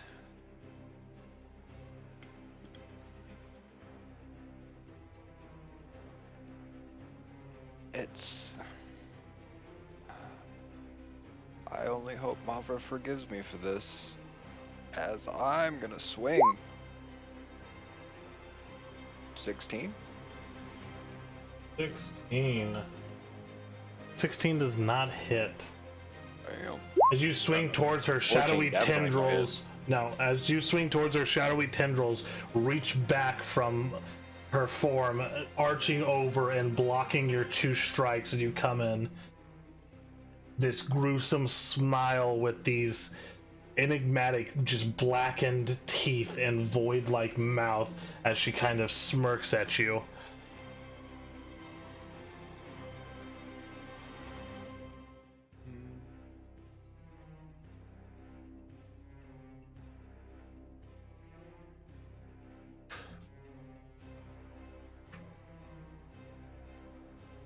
Yeah, I'm gonna go ahead and use my accelerated mind where I gain my action back. Okay. And I'm gonna attack again. Might as well start burning stuff early. 26 26 hits. or 13. As she smirks and you use your accelerated mind as you begin reading all of her weaknesses, you swing down, breaking through her tendrils, slicing across her chest, doing 13 points of damage. Black Well, Ichor, 17. 17 does not hit. Black Ichor begins to spray out of the wound before shadows begin coalescing around her once again. That is my turn. Alrighty then. So, Mavra, you are laying on the ground, injured, no longer feeling the presence of Kalenroth, actually seeing the hilt of Kalenroth built within the shadowy spear that Kavra is using right now. Your sister now a deformation of what you remember. Your Amanthus stands over you.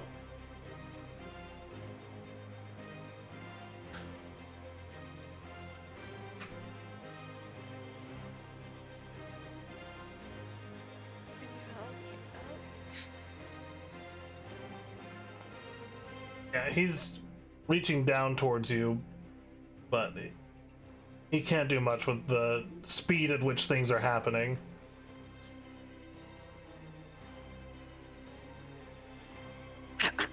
Is it a bonus action to stand up? Or is it half your movement speed? I forget. It's half your movement speed. Okay. I think the movement speed is what, 35? Yep, so it would just reduce your movement speed down to 15 for that turn.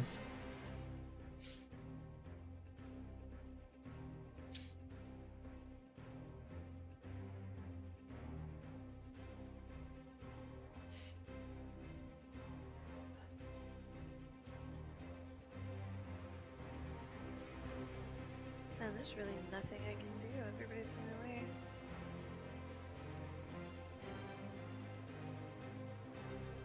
Hold on, there's something I can do. I have to read, sorry. I just got Barbarian. I don't know how to use it. Bonus action to rage, Mm-hmm. and then you hit things. True.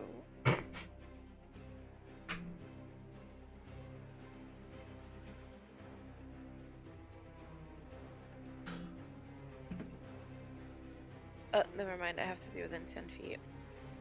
So I will stand up and then I will take a defensive stance because there's nothing else I can do. Okay. Riven, it is your turn. You feel this shadowy force appear behind you as things begin to get cold in your area, and then you see Uzmir rushing, and then he teleports directly next to you as well, striking at the new Kavra. First Dude. thing, Riven's gonna be like, "Get in here, little buddy. It's not safe." As he opens his coat a little, so Palath can sneak in there. Yeah, Palath warily goes into the inner part of your clothing where probably the smell is the worst, but he understands the situation. It's clean now. Mostly. Mostly, yeah. Mostly. Depending. Okay. Let's see if this works. Riven just closes his eyes and just hates, like as if he hates doing this. Is Riven still feeling the effects of the halberd or no? You do not feel a direct wanting for the halberd, as it is not even in sight of you anymore. The blackness of your skin still persists. Got it. Okay. Well, Riven's gonna put his hand out and just closes his eyes and murmurs, "Somnos Domin," and he's gonna try and cast a 3rd level sleep spell. Okay. On Kavra? On Cabra, yeah. Of course, I will cast him on. Let's see. Where is it? Sleep. Before you cast this, Mm-hmm. Kavra is an elf. Oh, so it doesn't have the different effects, but So elves are Yeah. immune to sleep. immune to sleep. Yep. You would know this as you are half of an elf. Yep. I was really hoping that that the entire creature changed, but still an elf. Okay. Can I change my spell? Yep. That's why I told you about it. All right. See, if Ruben wasn't a half elf, I would have just went with like, yeah, I would just went with it. Okay, in this case, Riven is going to do the same, except not cast sleep, but he's going to cast Perfusio Noctis and cast poison spray Okay. as a cantrip. Poison spray. Oops, no hex. Sorry. No Without hex. the hex damage. Alright, so it's a Constitution saving throw. So it's a 17. Dang. So on a save, she takes She half. takes no damage. I think no damage. Or is it Yep, half? it's no damage. Yep. So the poison does not reach her. Doing anything Riven else, just- Riven? Yeah, Riven just grits his teeth and Riven, get the hell out of my way. oh, she's gonna kill her own sister. He's gonna cast Hexblade's Curse as a bonus action Okay. on Kara. All right. Is there a saving So throw for can- that? No. Also, is this just pure pillar, or can Riven move here? That you can move right next to it if you would like. Yeah, Riven's gonna try to move right here, right next to the pillar. Okay, on that side of the pillar. Got it. Yeah. Understood. Euromanthus kind of looks at you, Mavra, and then looks at Kavra, and it's like, I don't want to hit a little girl with my I don't want to hit a little girl with my hammer.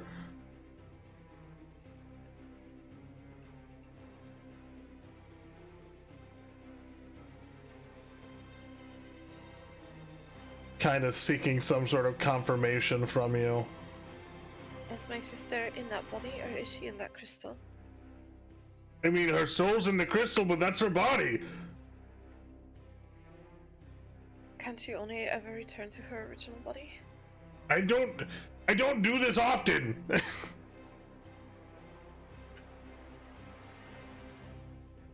I thought she was a possibility that if her soul was in her body, that the blade would transfer ownership to her. No one ever said that, like, the blade was already in her.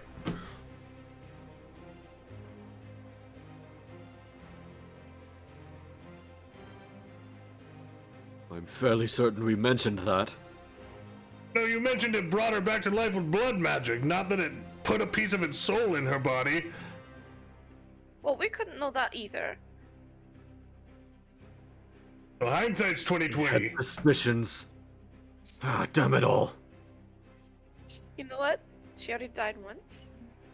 Do what you have to. So he's gonna rush up, And blocks Maverick.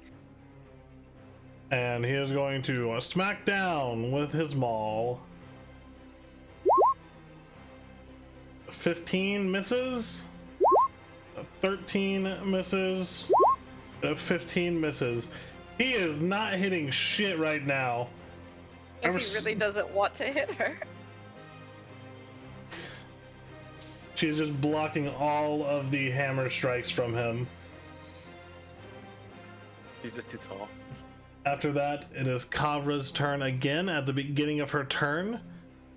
Since she made a successful attack roll. You see blood start seeping from your wound, Wolfriend, as it drifts through the air, rushing towards Kavra, and she heals 1d10 hit point. That right here. Oh, this bitch scary. Dude, she gets 8 hit points back. Ooh, this bitch real scary. As you see the shadows coalescing around her wounds that were left by Uzmir, as the shadows begin stitching them up, and her body begins to repair itself.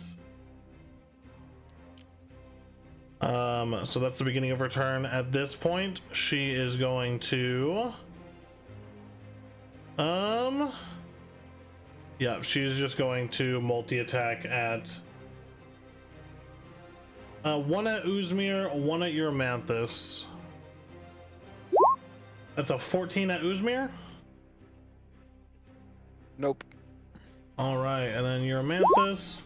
That's a 13, so that also misses. She goes to strike at both of you being able to parry her shadowy blade. At that point, that would be the end of her turn. Wolfriend, it is your turn.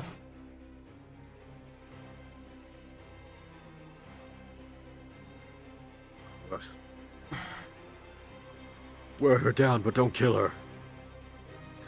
And we...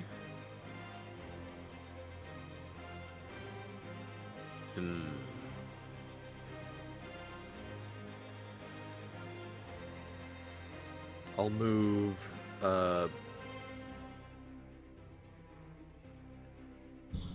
see, I'll move 5, 10, 15 feet here. Bonus action. Well.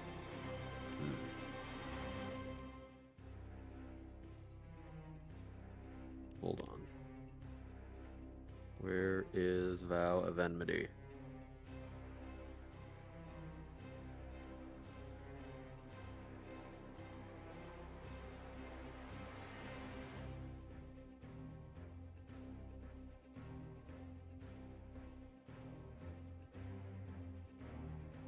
While he's looking for that, Where? do you guys guess how long it took me to get this art of Kavra the way it looks?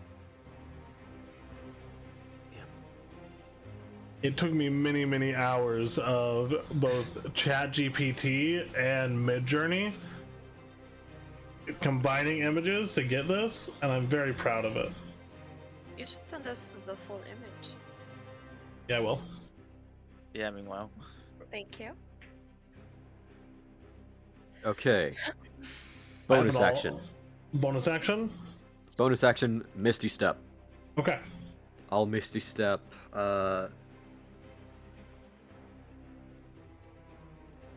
I guess 30 30 feet here Okay. into the air a bit. How far is a bit? The ceiling's about 20 feet above you. Like about maybe 6 feet in the air. Okay. Enough to get a decent enough height advantage. Where Yep. was the square? That was the square. And while I am in the air, I would like to cast Eldritch Blast. Alrighty. Go ahead and whip them at her. Eldritch Blast. Eldritch Blast. It's a 13 that misses. A 13, and I am 8th You get- level. That's 2? Yep, you get 2 of them. 13 and a 14. Both of those miss. So the 2 Eldritch Blasts whip towards her, the shadowy form of your paladin abilities whizzing through the air as they're absorbed by the shadows that she is exuding. Ugh. Damn it all. And with the last 15 feet of my movement, I'll just close in a bit. Okay. And That that will be my turn. at the end of your turn, Kavra will use her legendary action to Shadow Step over to here, right behind Mavra, where Mavra, you will feel the coldness that permeates the air around her as it sends shivers down your spine, and you hear her say, "I told you, dear sister, there's no getting rid of me. Not until I'm whole. And if you won't help me, then Kavra will." Uzmir, your turn.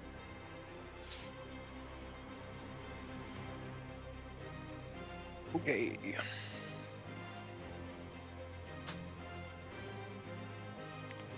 All right.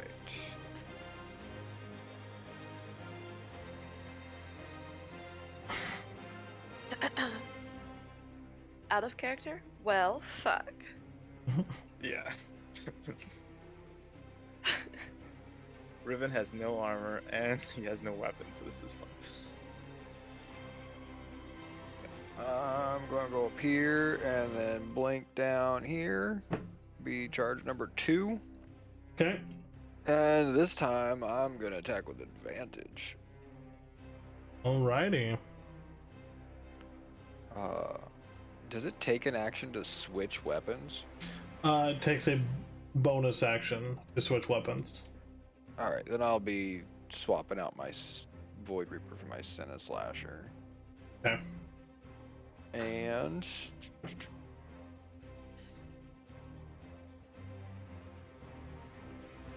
I don't remember if it takes a bonus action to use the poison thing.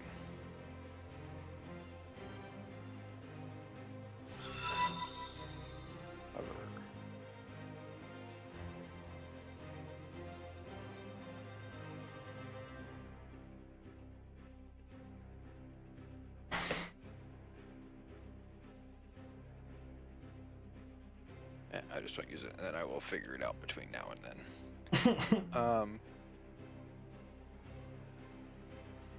Yep. So, synthesizer. 24 hits. 24. That's 9 damage, 9 points of damage. and then nat 20 because I have advantage. Yeah, not 20. That hits. So that's 26 then. Poison damage doubles too, right? Yep, everything you roll doubles, so 26. Yeah. She is going to use a reaction to uncanny dodge, reducing the damage to half. You will take 13 points of damage from that.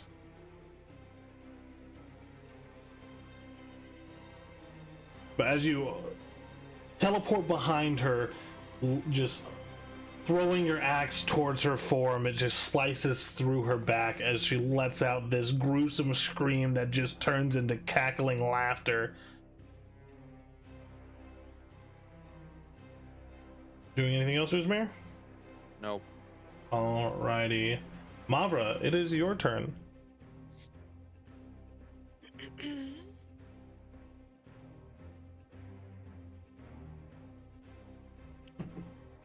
Okay. I'm going to use my bonus action to rage. Okay. And I have my storm aura. I don't Okay. know how to do that. Hold on.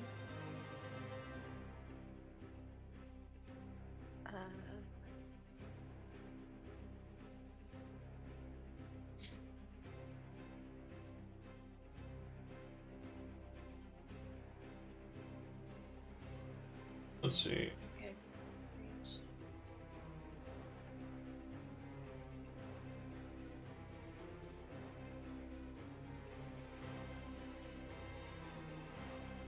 So you have the lightning one? Yes. Alright. So they have to make a dexterity saving throw. Yep. We'll have Kavra make a dex saving throw. The 25. For anyone who was not damn. aware, before Kavra was taken over by Kalroth, she was a ranger, specifically a Gloomstalker ranger. So do this here. So she takes half damage. So what level of barbarian are you? 3. Okay, so you still roll 1d6 for damage, but she'll only take half. Okay.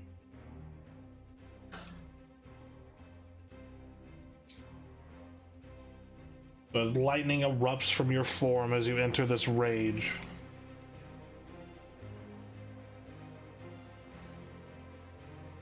How much damage is little sis taken?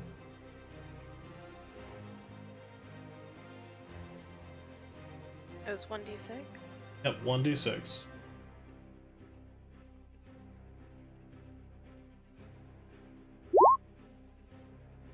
So she will take 1 point of lightning damage. It's static electricity. Are you doing anything else other than rubbing your socks on the carpet?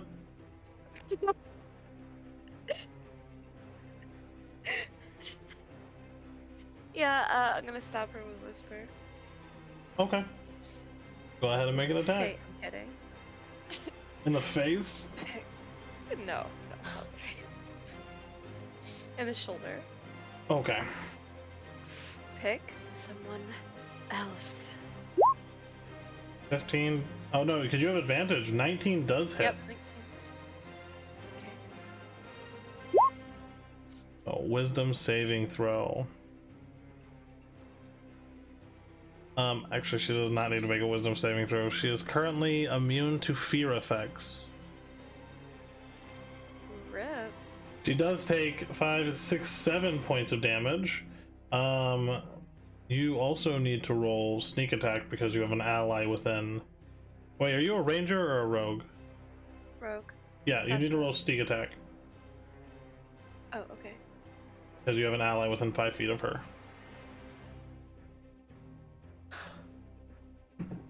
That's 7.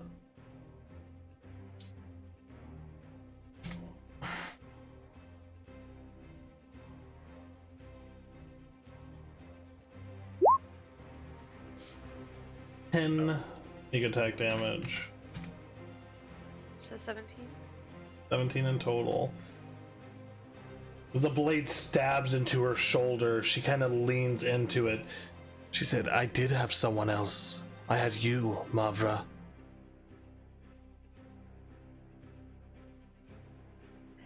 You doing anything else? This wouldn't have happened if you didn't make me kill innocent people. I would have done anything for you. I'm going to withdraw my knife roughly. And then end my turn. Riven. Oh boy. Riven's gonna scurry over here. Okay. He's gonna look around as if undecisive, and then he's gonna pull out the anti-Zephyrion mechanism. Okay. And he's going to just take one look at Cabra, and he's gonna try to throw the Iron Bands of Bolaro. Natural 1. Natural 1. I swear to God. Also, I it's swear with to God, advantage, not right? again. What's up? Is it with advantage or normal? It's normal for you. You are not flanking her. Okay. Oh boy. Hey, Are you Cat. kidding me? Bruh! Oh It's cursed. It's cursed. my god. He hacked it. Hacked. Riven, Oh, yeah. Rigged. Riven, I need you to roll a d4. Odds is Uzmir, evens is Mavra. Bruh! Fuck. Wait, 1 second. I just died. By the way, I think this is the so third mad. natural one that he's rolled while doing It the Iron is. Bands of Bolaro. It is. Rigged. Rigged, I tell you. Odds So is who gets Uzmir. You throw the iron bands as they fly through the air at Kavra. Kavra ducks, and the iron bands impact Uzmir's form. Uzmir, you see these coming towards you as they expand and shackle around you. Oh, I don't know why I did damage on that. Yes. So, Iron Bands of Bolaro, guys. These are an interesting item. That hasn't worked for us in like how many Not months? once! Not once! Since April. We've been playing since April, and it hasn't worked once. Uzmir, you become restrained. You are able to make a DC strength check to break the iron bands on your turn, or Riven. or Can Riven do the can normal thing. do a normal thing with it and say the release word as a bonus action. This stupid iron. The fairy must have cursed it. Break. And he says the word, and as a bonus action, and now Uzmir's free. And prone on the ground. Yep. Lovely. And contributing so much to the team. That's Riven's turn. All right. Also, Kuro, I am selling that the next chance I get. Euromanthus' turn. Euromanthus looks over at you, Wolfren. What are we doing here, boy? Are we killing the girl? Wear her down, but don't kill her. Well, I'm trying to figure out something. I'm not sure there's any more of the girl in there. But It's still her body. We have to try. I failed her once. I won't do it again. he runs forward. He's gonna take 2 swings with his hammer. Let's see here. 12 and a natural 20. Why is it not automatically rolling damage? It's okay, we can fix that. You already got blessed by Riven rolling his nat one. What else do you need Yeah. to take from us? I don't think Riven has ever gotten like a natural 20 as an attack. I think probably once. Alrighty, so I'm just gonna hit this again to roll the damage. That's 40 points of bludgeoning damage as he slams the hammer into her. Yeah.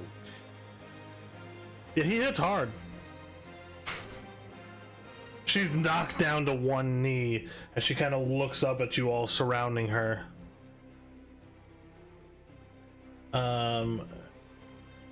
Yeah. I'm sorry. At the end of your Manthus's turn, Kavra will use a legendary action to step over here. Here. Yeah. Oh my god. Doing that, it is now her turn. And she is going to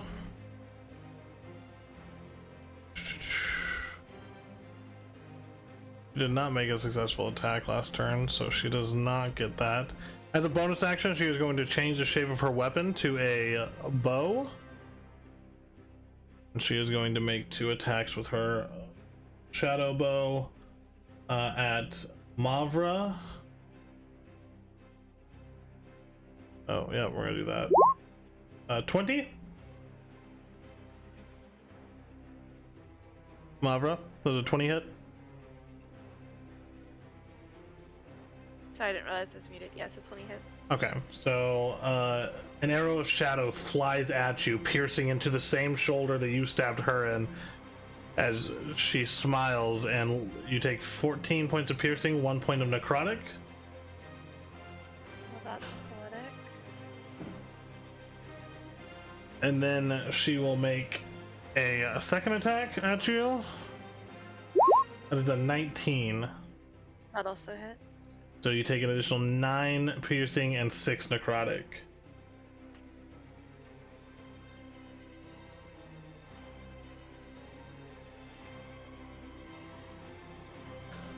Y'all, I'm in rough shape. Keep bleeding. At that point, Kavra goes, "This all could have ended good for all of us. We could have gotten my revenge. We could have saved so many people, Wolfriend. Could have done so much.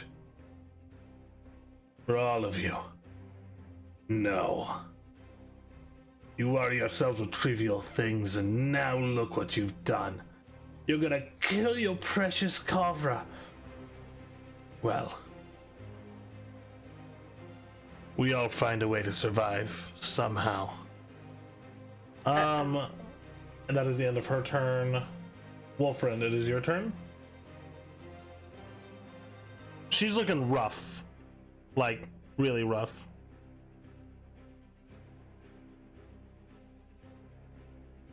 I'll start running up. Say, your purpose is not that of justice. You exist only to consume. Kill them. Bonus action, vow of enmity. Okay. She has to make a saving throw for that? Nope.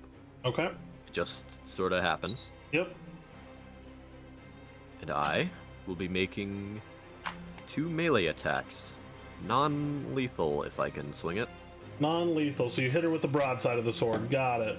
Mm-hmm.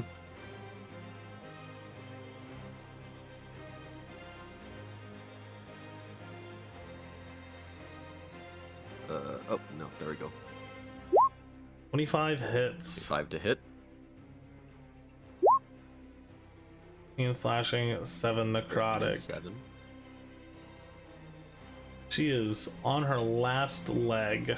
I will say that. As you slam the broadside of the sword against her, forcing her down towards the ground, the bludgeoning force just driving her towards the stone that you guys are standing on. Second attack, 27. Again, 27 non-lethal. hits. Before I do, I'll just say, go back to whatever hell pit you spawned out of. 15. 10 and... Wait. That's a 1 rolled on the weapon damage die. I can re-roll that. Yep.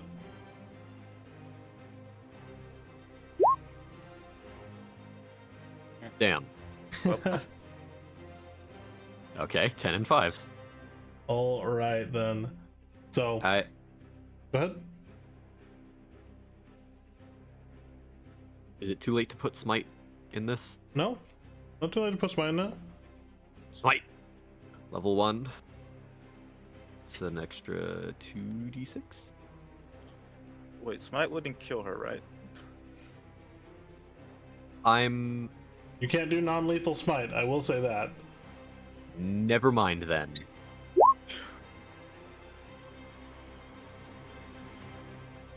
I will not be doing smite. That will be my turn. Okay. So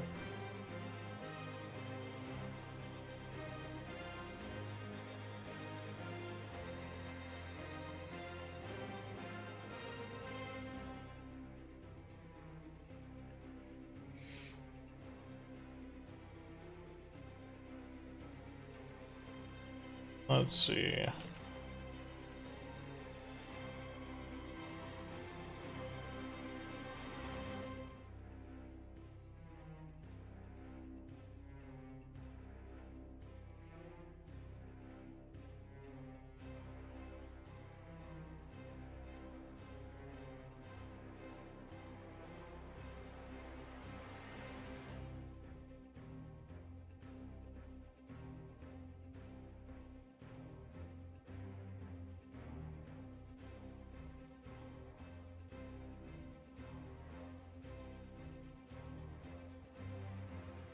Alrighty, so as the broadside of your blade comes down on Kavra's new form, you force as much power into it without outright killing her. And there's my notes on Kalenroth. As this clash of steel and shadow fills the ritual chamber, a cacophony of desperate battle cries and the clashing of wills, Kavra is beaten down to the ground. Throughout this battle, as you run up on her, hitting her once and then twice, this final moment arrives. You find your opening. Her guard falters, and with a mighty swing, you bring the flat of your blade crashing against her. The impact is precise and calculated, despite the stress that you are under. Her body, wrought with dark energy, staggers under the force. Her shadow weapons begin to dissolve into wisps of darkness. And she collapses to the stone floor with a heavy thud. The ominous echo of her fall, a loud cacophony in the quiet of this stone room.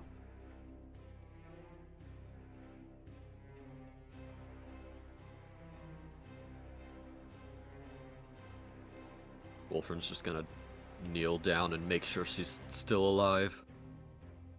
Well, I mean, her soul's in a crystal. The body seems like it's not breathing or anything. Oh, well. Right. But as you lean down, this hush blanketing the chamber, you feel this presence still lingering. The shadows at the edge of the room seem to hesitate around, quivering with anticipation. You hear this low, guttural laughter reverberating against the stone walls. Not fully there, not entirely gone. The laughter reaches this loud apex before fading slowly, leaving behind a haunting quiet. Kavra's body lies still, her chest not rising or falling, no breath coming from it.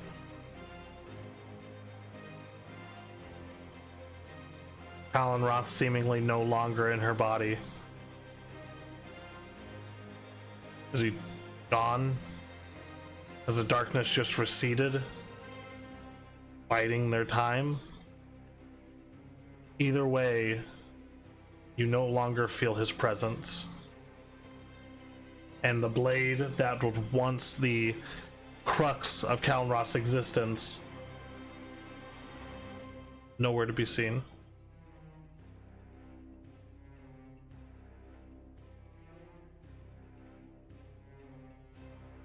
Kavra's body, is it still changed?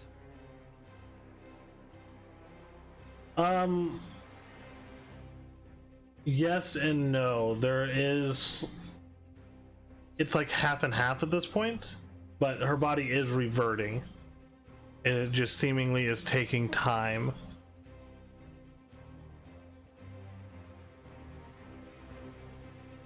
I'll cradle Kavra's body and just say to everyone else, we've not seen the last of that blade, but it's gone for now. Is she alive? No, but her soul should, well, be safe. Gods, I hope we didn't hurt her too much. And I'll start to use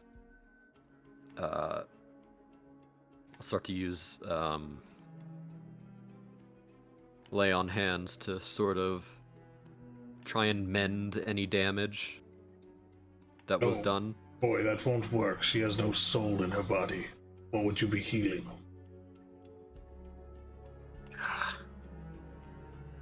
Top of that, what if it's still in there? Well, Divine sense. divine sense. Okay. Wolfred has an answer for everything. I'll I'm just chopping her hold fucking head off. hold my hand up to my face as shadow just covers my face for a bit. Okay. Yeah. So let's see. What is the exact wording of divine sense? Right there. Okay.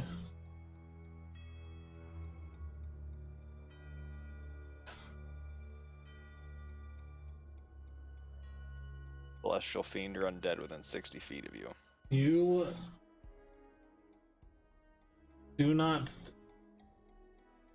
sense a fiend or an undead within 60 feet of you. It's not behind total cover.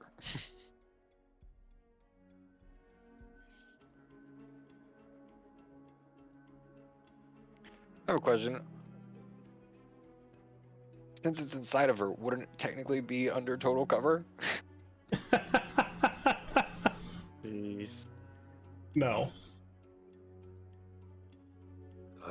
But no, you do not sense any fiends or undead within 60 feet of you. I sense no malevolence. You do know the location of any celestial fiend or undead within 60 feet of you. There is a celestial about 15 feet away from you. Oh. Yep. Behind me? Yep. You see the woman Lunala currently sitting on the ground, head on, like, buried in her knees.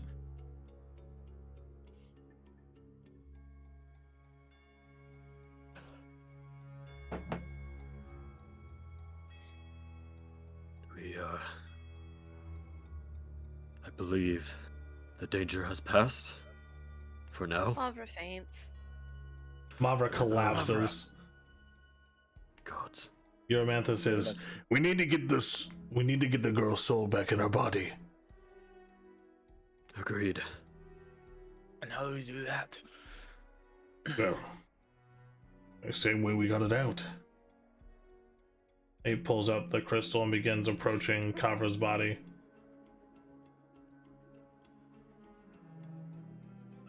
It works. Meanwhile, Riven's gonna try to tend to Mavra. Please, Mother, have mercy. As he does so, he presses it against Kavra's chest, and there is a bright white glow that succumbs the entire room, blinding you all for a moment. As it begins to subside, you see Eurymantha's on his knees, kind of gasping for breath. Please, goddammit, please. There's a moment where Kavra's body is still lying still, motionless. Eurymantha looks on.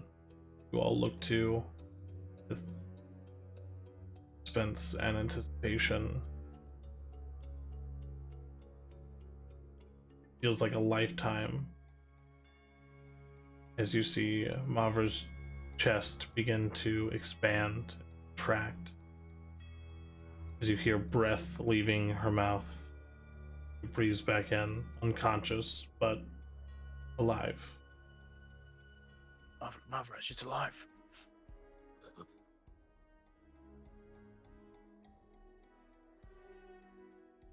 Wolfram just gives a happy sigh, I guess, and now starts putting points of lay on hands into her. Riven, there is blood pouring beneath my body. Well, Riven's gonna. Riven said he was gonna tend to her, so he's gonna try to use. Does Mavra have a heal kit on her? But I'll let No. Wolfram finish it. Yeah, I'll No, put she does have a healing potion on her, though. we put 20 points in. Okay.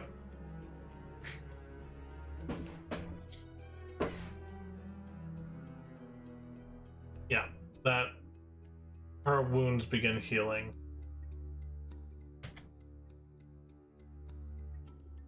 Wait, Riven does have, doesn't he? Did you bring your stuff, or did you guys all leave it at the safe house? Nah, Riven only left his armor. What a hell of a time to leave your armor behind. We're being sneaky.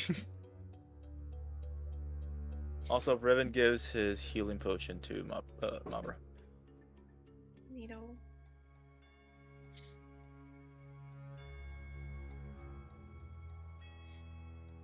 Which doesn't do much, but something. My Jew. My dude. Okay. So, Mavra is breathing. Sorry, Kavra is breathing. Mavra is passed out over there. You got What a are- potion, so. What are you all doing?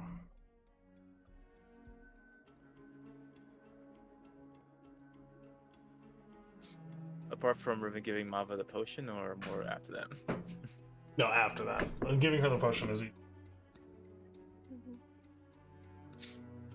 How many hit points do I regain? Was it just a basic potion? It's a basic, that's the only one Riven has. So, 2d4 plus 2.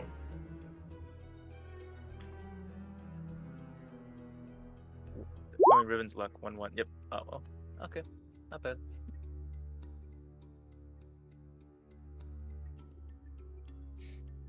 I'm still hurt. Would it Hi, stop the bleeding? ouchie. Would it stop the bleeding, or would it? And stop the profuse bleeding. I had 2 hit points left. Jeez. Absolutely. I ouchied.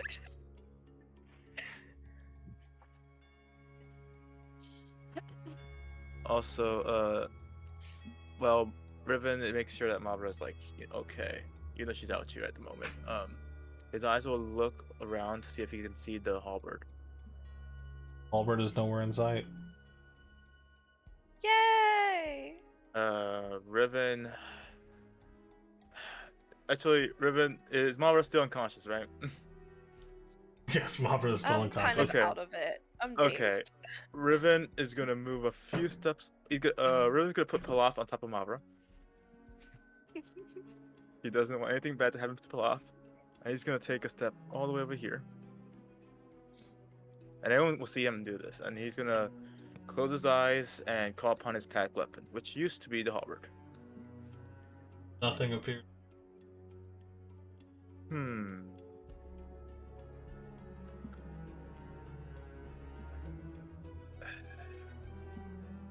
Riven gives a sigh. Well, guess I'm even more wanted now. I lost the damn weapon. And then he just goes back to tending to Mavra. Well, him and Pilaf, they make a good team. We should all I'm all leave. frantic speaking. Lunola, he's... Oh, the fatigue has gotten to her. We need to get Culvra and Malvra out of this place and give them some proper medical attention. Agreed. Yes. I'll Agreed. be right back. And sort of regarding Nulana, thank you. Truly. She looks up, and for the first time you see her face is not quite right. You saw portions of her eyes as you all entered, as she made kind of side glances at you, but her face is much like cracked porcelain. Pale white, almost glass-like, very reminiscent of visages of the Night Mother that you've seen in the past. And this is no mask on her face, this is her actual face. This Epic is foreshadowing. the least I can do.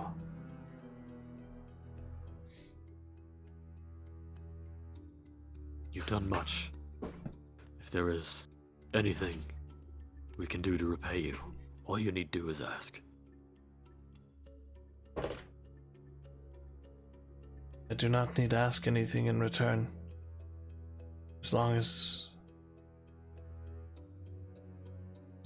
as I live to worship the Night Mother, I am doing what I am meant to be doing. She is my mother, just as she is yours.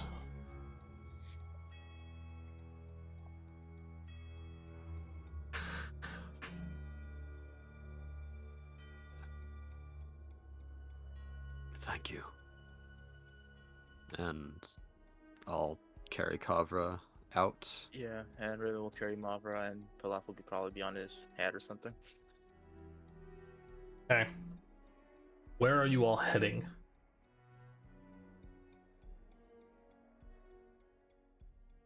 Back with the rest of Boars? the boars. Okay, so you're heading back to the Boar's Rest? Mm-hmm. Yeah, we can't be sneaky with bodies on our shoulders. Well, I mean, we can try. I'll catch up with the rest of you later. I need to see to Lunala. Right. Right then. We're headed back to your place. Who should we ask for medical assistance? Or would I know that? Would I know who to ask to get patched up? With the Boars? Yeah. Probably Lunala. Well, Oh. Right. She is the only member of the Boars who is even capable of spellcasting, and even that takes a lot out of her. Okay. The rest of them are pretty good with hammers, if that'll help you at all. quick question, Kuro. Yep. Is it possible to use hit dice right now? You can use hit dice during a short rest, which takes at least 30 minutes of like non-strenuous activities. Alright, so out of character, we can just probably go to the boar's rest and just Yeah. rest a bit.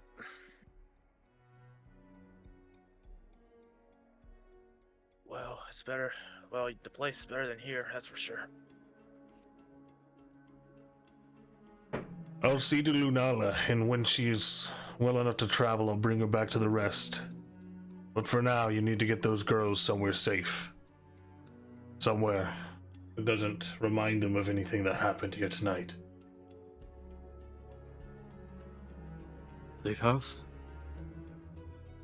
You can take them back to the rest, that's not what I'm saying, but I just don't want them awakening in this dark, damp, well, crypt, for lack of a better term. Yeah, he's telling us to move our asses, Wolfriend. There's, Right. You've never met Lunala, Wolfriend. This is your first time meeting her, but there is this look of adoration and worry in Euromanthus's eyes as he's like standing over Lunala.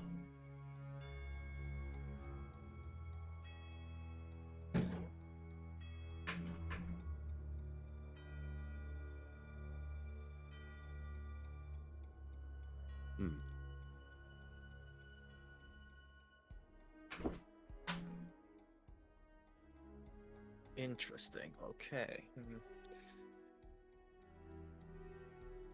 Okay. Kith. Oh, Kyoth. Kyoth, our royal god. So you all begin heading back. Are you going to the safe house or are you going to the Boar's Rest? Boar's Rest. All right. Let's rest first. Very well. So you guys make your way to the Boar's Rest. You find yourselves to your room.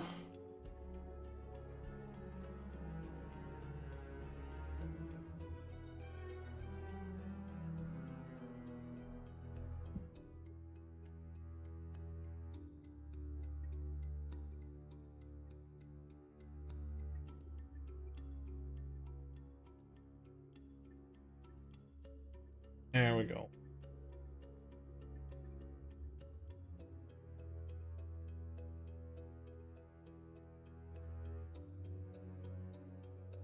Alrighty.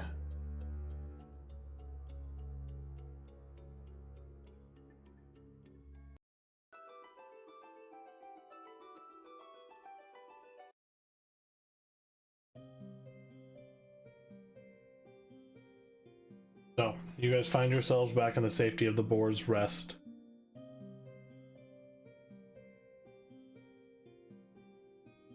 You lay Kavra down on a bed, her form still shifting slightly, breathing, but not quite the same as she was yet, and not awakening at this moment.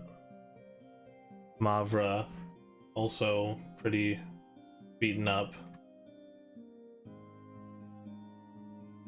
He's in one of the beds. What are you guys doing?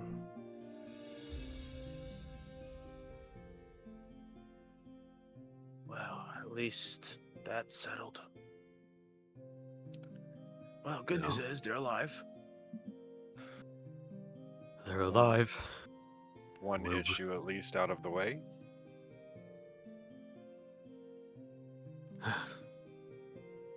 She'll hurt when she wakes up. Both of them, like as not. But I think we've done it. We're rid of that sword, at least for now. If it does come back, it'll come back with a vengeance, and we have to be ready. No. And we will be. In the meantime, no more wanton murders. Though, now we have a missing weapon that the Night Mother probably wants back. Really, really hope this doesn't lead to any more trouble. I'm hunted enough as it is with Corso and everyone else looking for me. Oh, by the way, Riven looks at Usmir.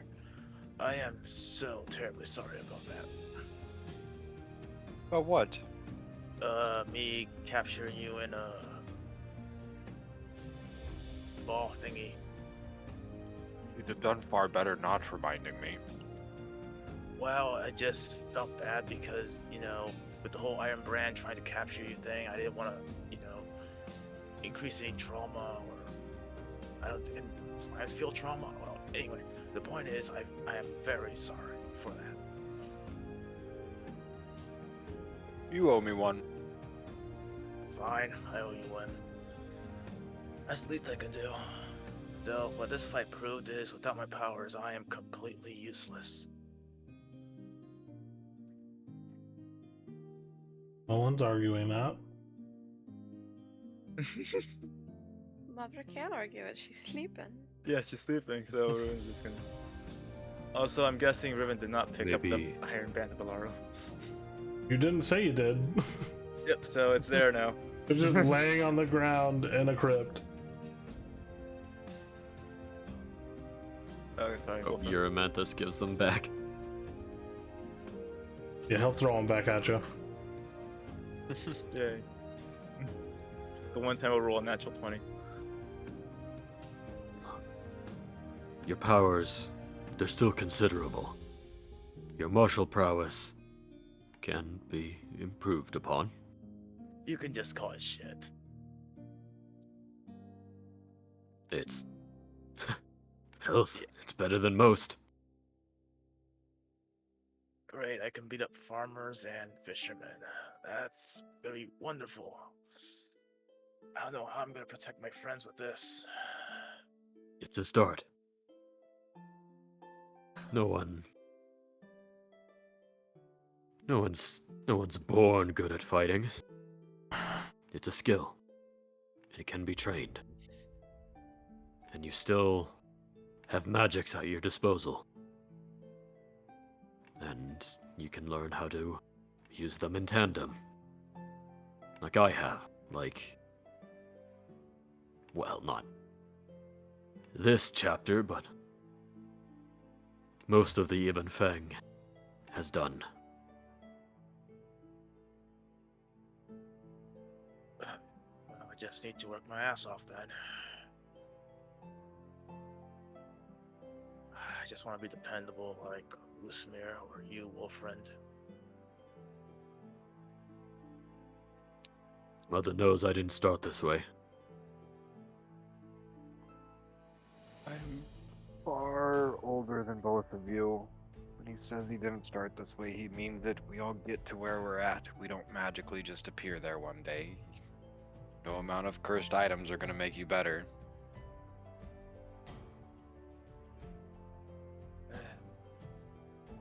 Oh yeah, we got that right, Slimy Boy. This is gonna be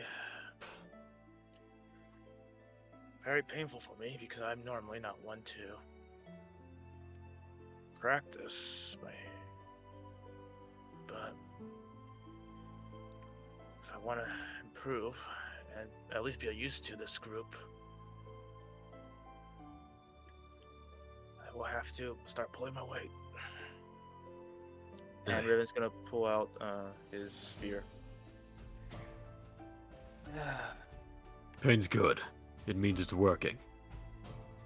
Now, while we wait for... Well, We wait these for our two should friends. be... These two should be asleep a while longer. Shall we run through a couple drills? Drills? I do still have a thing or two to show you. When it comes to your martial prowess. Also, DM, how long does attunement take? Not attunement, packed weapon melding takes? I It's, believe you have to do it over a short or long rest. all right. Well, Sure. We can go through a couple things. Then that'll leave some time for us to rest.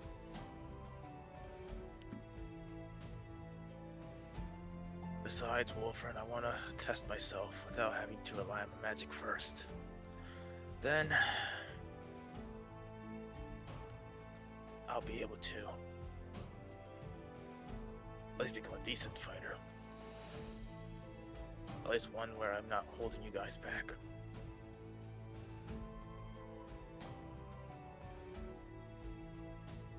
You've the potential to do much and more. You need only see it through. Well then, let's see it through right now. Come on, Wolfram, and show me what you got.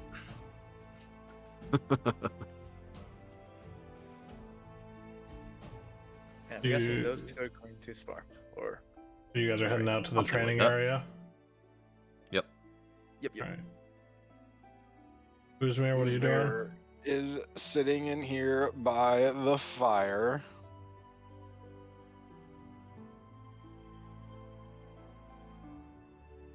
So if something does occur, they're not alone. They won't freak out, man. Yay. They rest through most of the evening as midnight comes around.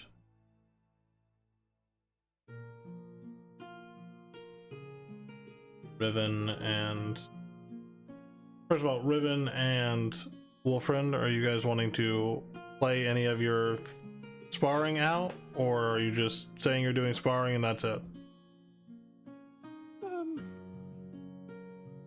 I don't know. Yeah, it just depends. Well, we right got now, we got 15 minutes, so yeah, we can just. Yeah. I think for right now, there could be a much later down the line. We could probably RP it out, but for now, let's just say they're just. okay. So they do the after practice. after a little while, the two of them return.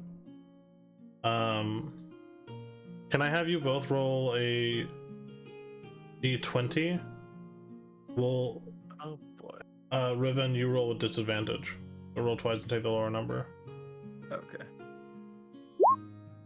Oh, that's great. Oof. Oh, that's fantastic. Yeah. They both come back pretty beat up. Their sparring went a little overboard. Wolfram, I know you mentioned pain, but you probably didn't have to go that hard. Ow. My shoulder. My shoulder. Blade Just- needs be heated, for it can be tempered. You'll get used to it. Yeah, I would be very. It's not like you very- pulled punches yourself. Yeah, that's what I was about to say. I would be much more happy if you were beaten up as well. Ow. Uzmir, hi. How's Mavra and Katja?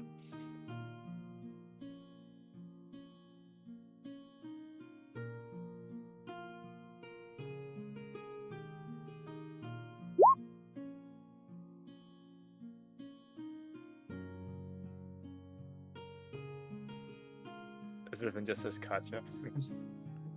Because he's so beat up like Katja. I can't think. So, hey, Uzmir. Riven just pokes Uzmir. Yes. Have they moved at all? Not even the slightest stir so far. Just makes me even more worried. Falaf just jumps on his head again. Sure, at times like this, the body needs times to heal as well as the mind. Uzmir saying that deep shit. Yep. That is true. Well, I guess I'm gonna try my best. I'll be over here as Riven moves a bit towards this chair. And he's gonna sit and try to commune with the spear to make it his pack weapon. Okay. His father's spear.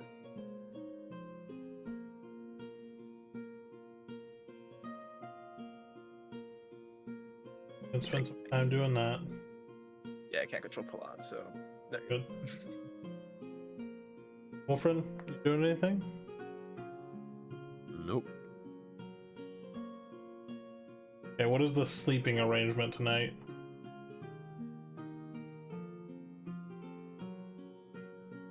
You guys are in the safety of the Boar's Rest.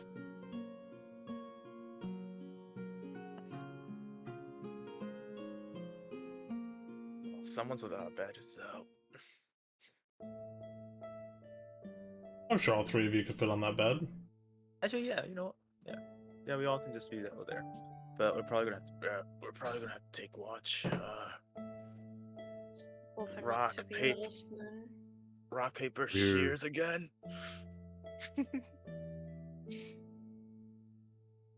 Hmm. I suppose. All right then, let's gather around. Let's do this again. You two can just share the bed.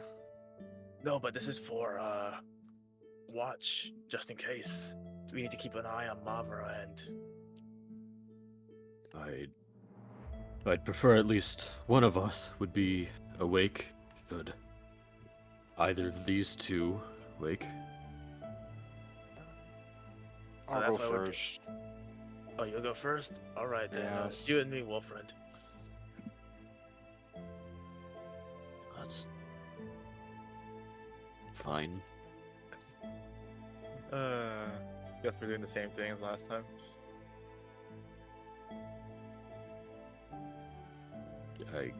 I guess.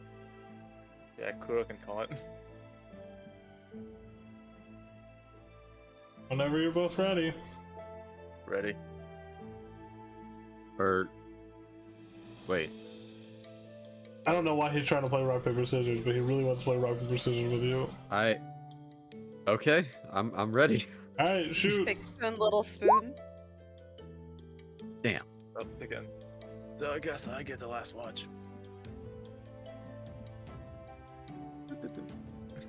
Well, it's As fine. you guys lay down for a rest. Uzmir, can I have you roll a perception check?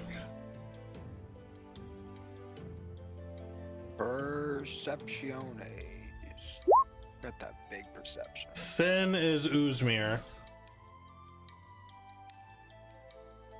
Just 22. As you are watching over, Wolfren, are you sleeping in the bed with Riven, or what are you doing? I mean, I'm making like a pillow barrier, but yeah. Alright. Get away from the stench. So, Uzmir, as you sit in front of the fire, a warm crackling kind of spreads through the room. You're watching Mavra and Kavra slumber. You hear the snoring of the two boys in the larger bed. You doing anything while you're alone during your watch?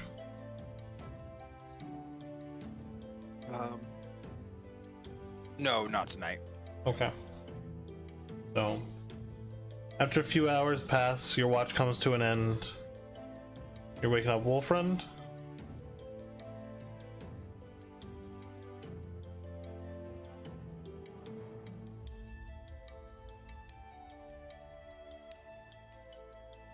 Right, Riven's taking the last watch. Well, depending on Uzmir's decision here, because he has the power right now. Who are you waking up, Uzmir? I'm waking up, Wolfriend. Okay. Yep. Figured you probably wouldn't want to sleep in the same bed as him all night. I'm sleeping in the chair.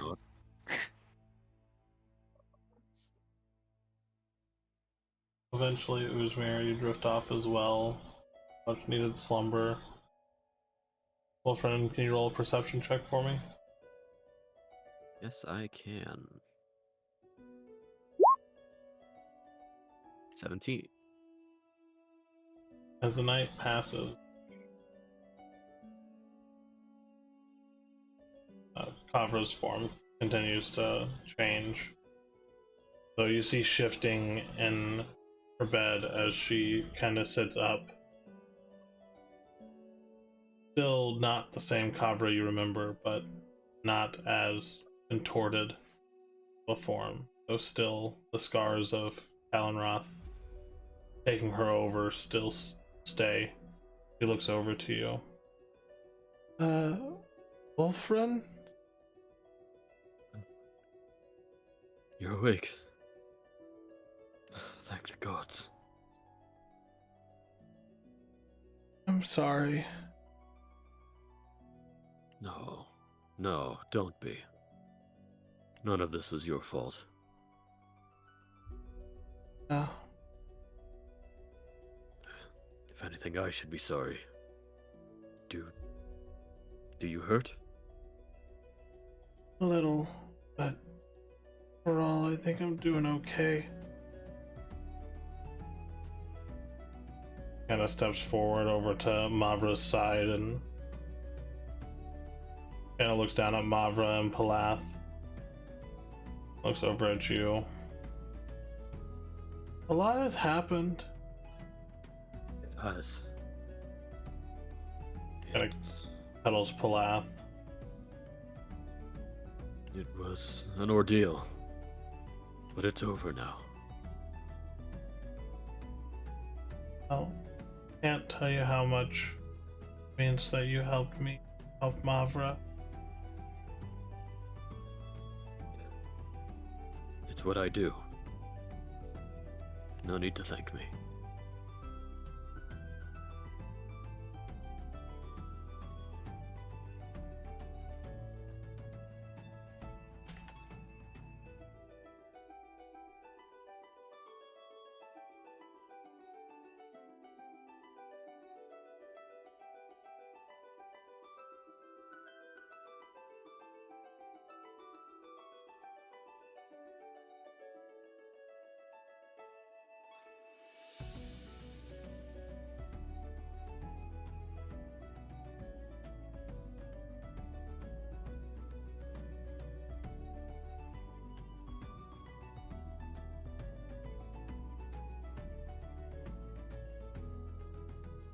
Let's see here.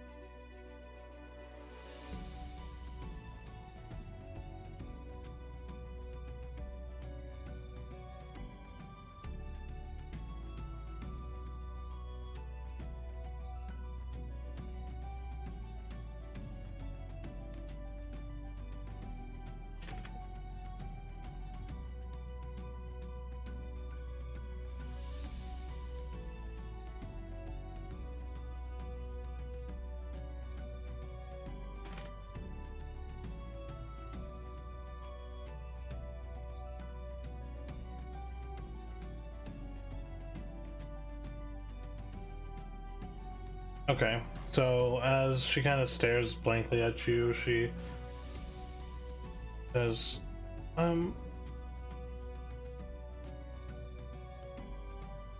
sorry, just excuse me for a moment. And she walks over to the desk where she pulls the ink quill out of a jar of ink there and begins scribbling something on a piece of paper.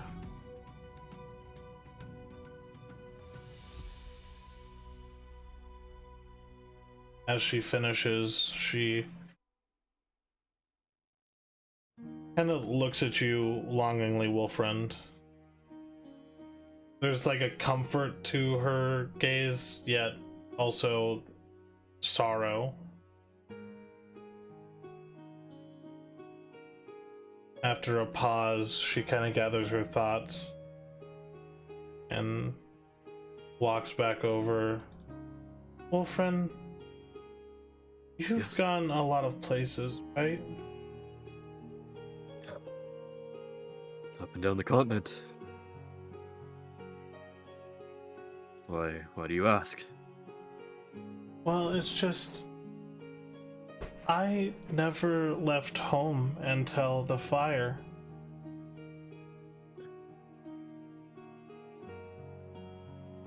And now I've traveled with you all, but it's as much as I enjoy you all, it hasn't been the best experience. There's been a lot of danger and a lot of darkness.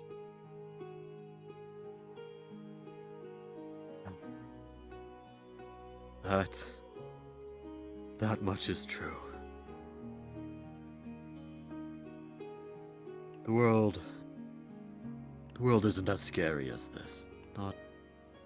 Not typically. We've been placed under extraordinary circumstances.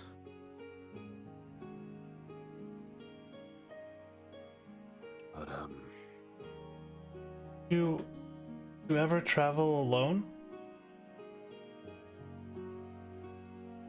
often, I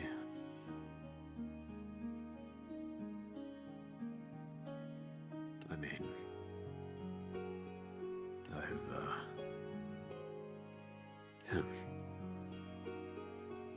sometimes I try not to whenever possible, but sometimes it's unavoidable. There's a moment where something starts to click in your mind and you start to see Kavra, now taller, more mature looking, this look of sorrow, these leading questions as she leans down and kisses Mavra on the forehead. She sets a letter down next to her head on the bedside.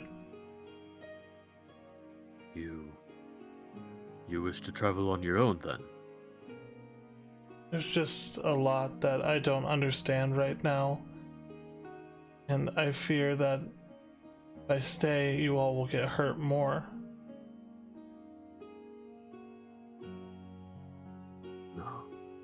No, you need not worry about us. And while I'll not keep you from your wishes, you don't want to at least stay and talk to Mavra when she wakes up? And don't know if she'd understand, but I know that she would try to stop me.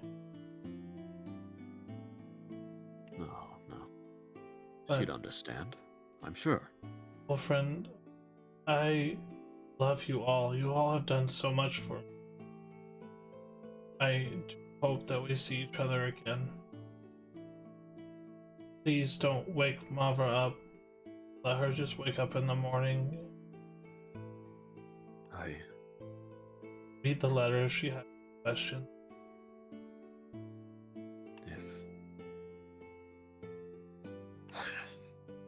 If that is your wish.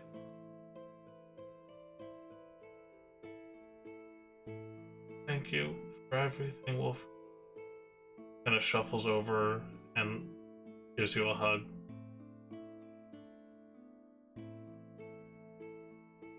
Thank you for everything. I'm just glad I was able to correct my failings.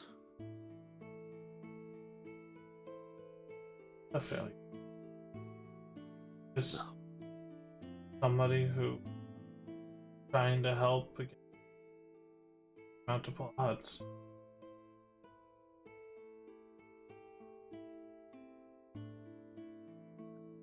Oh, hey, Wolfriend, by the way, she's walking away.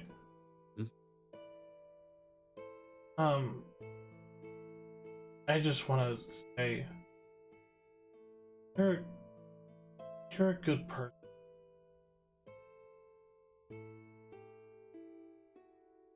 Hope you know. Wolfred just gives a little bit of a sad smile. Also, I always knew what polyamory meant. I just liked torturing you a little bit.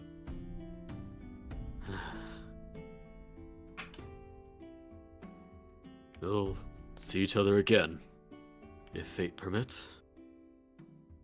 It will. I'm counting on it. She opens the door and it shuts behind her.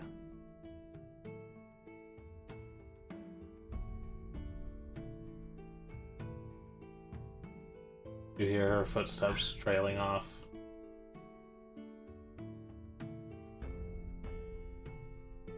The night carries on, watch ends. Wake Riven. Riven, the first thing you notice is Kavra is gone.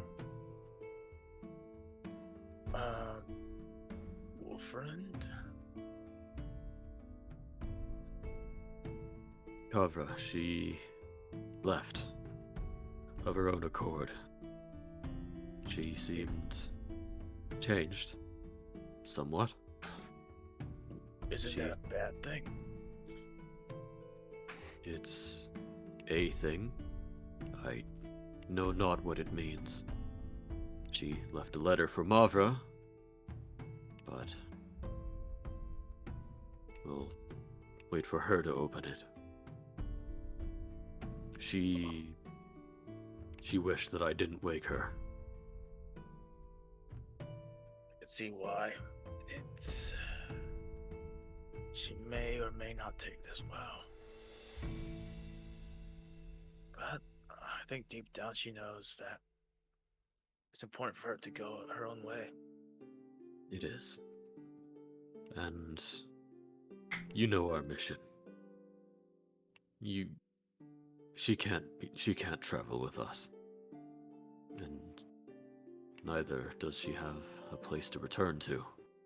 I'm just thankful she's alive at all. We did good. We did good for that, at least. Well, thanks for telling me, Wolfriend. I'll make sure not to wake her up. Right. As Wolfriend goes to bed, Riven would at first does Riven see the letter? Yeah. Riven would at first step forward as if he was about to the curiosity would be too great for him to, but then he would just pull back slowly and just sighed. She's your friend, Riven. Trust her. Yes, I trust her. Nothing. And then Riven's just gonna just take a deep sigh and just sits down. It's nothing bad. It's nothing that's gonna hurt you or your friends. Okay. And then Riven is just gonna take watch as normal. Okay, go ahead and roll a perception check.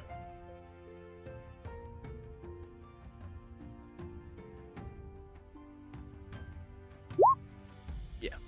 You don't notice anything out of the ordinary. The crackling fire, Mavra's form there, slumbering. Uzmir sleeping in the chair beside you, and Wolfriend laying back in the bed. As time passes, day breaks. Mavra, you awaken. See Riven sitting there watching over you. Uzmir passed out in the chair across from you. Wolfriend snoring on the bed.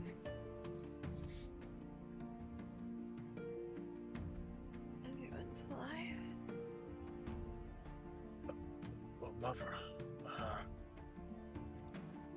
Riven's just gonna be over here. She's gonna smile up at him. Hey.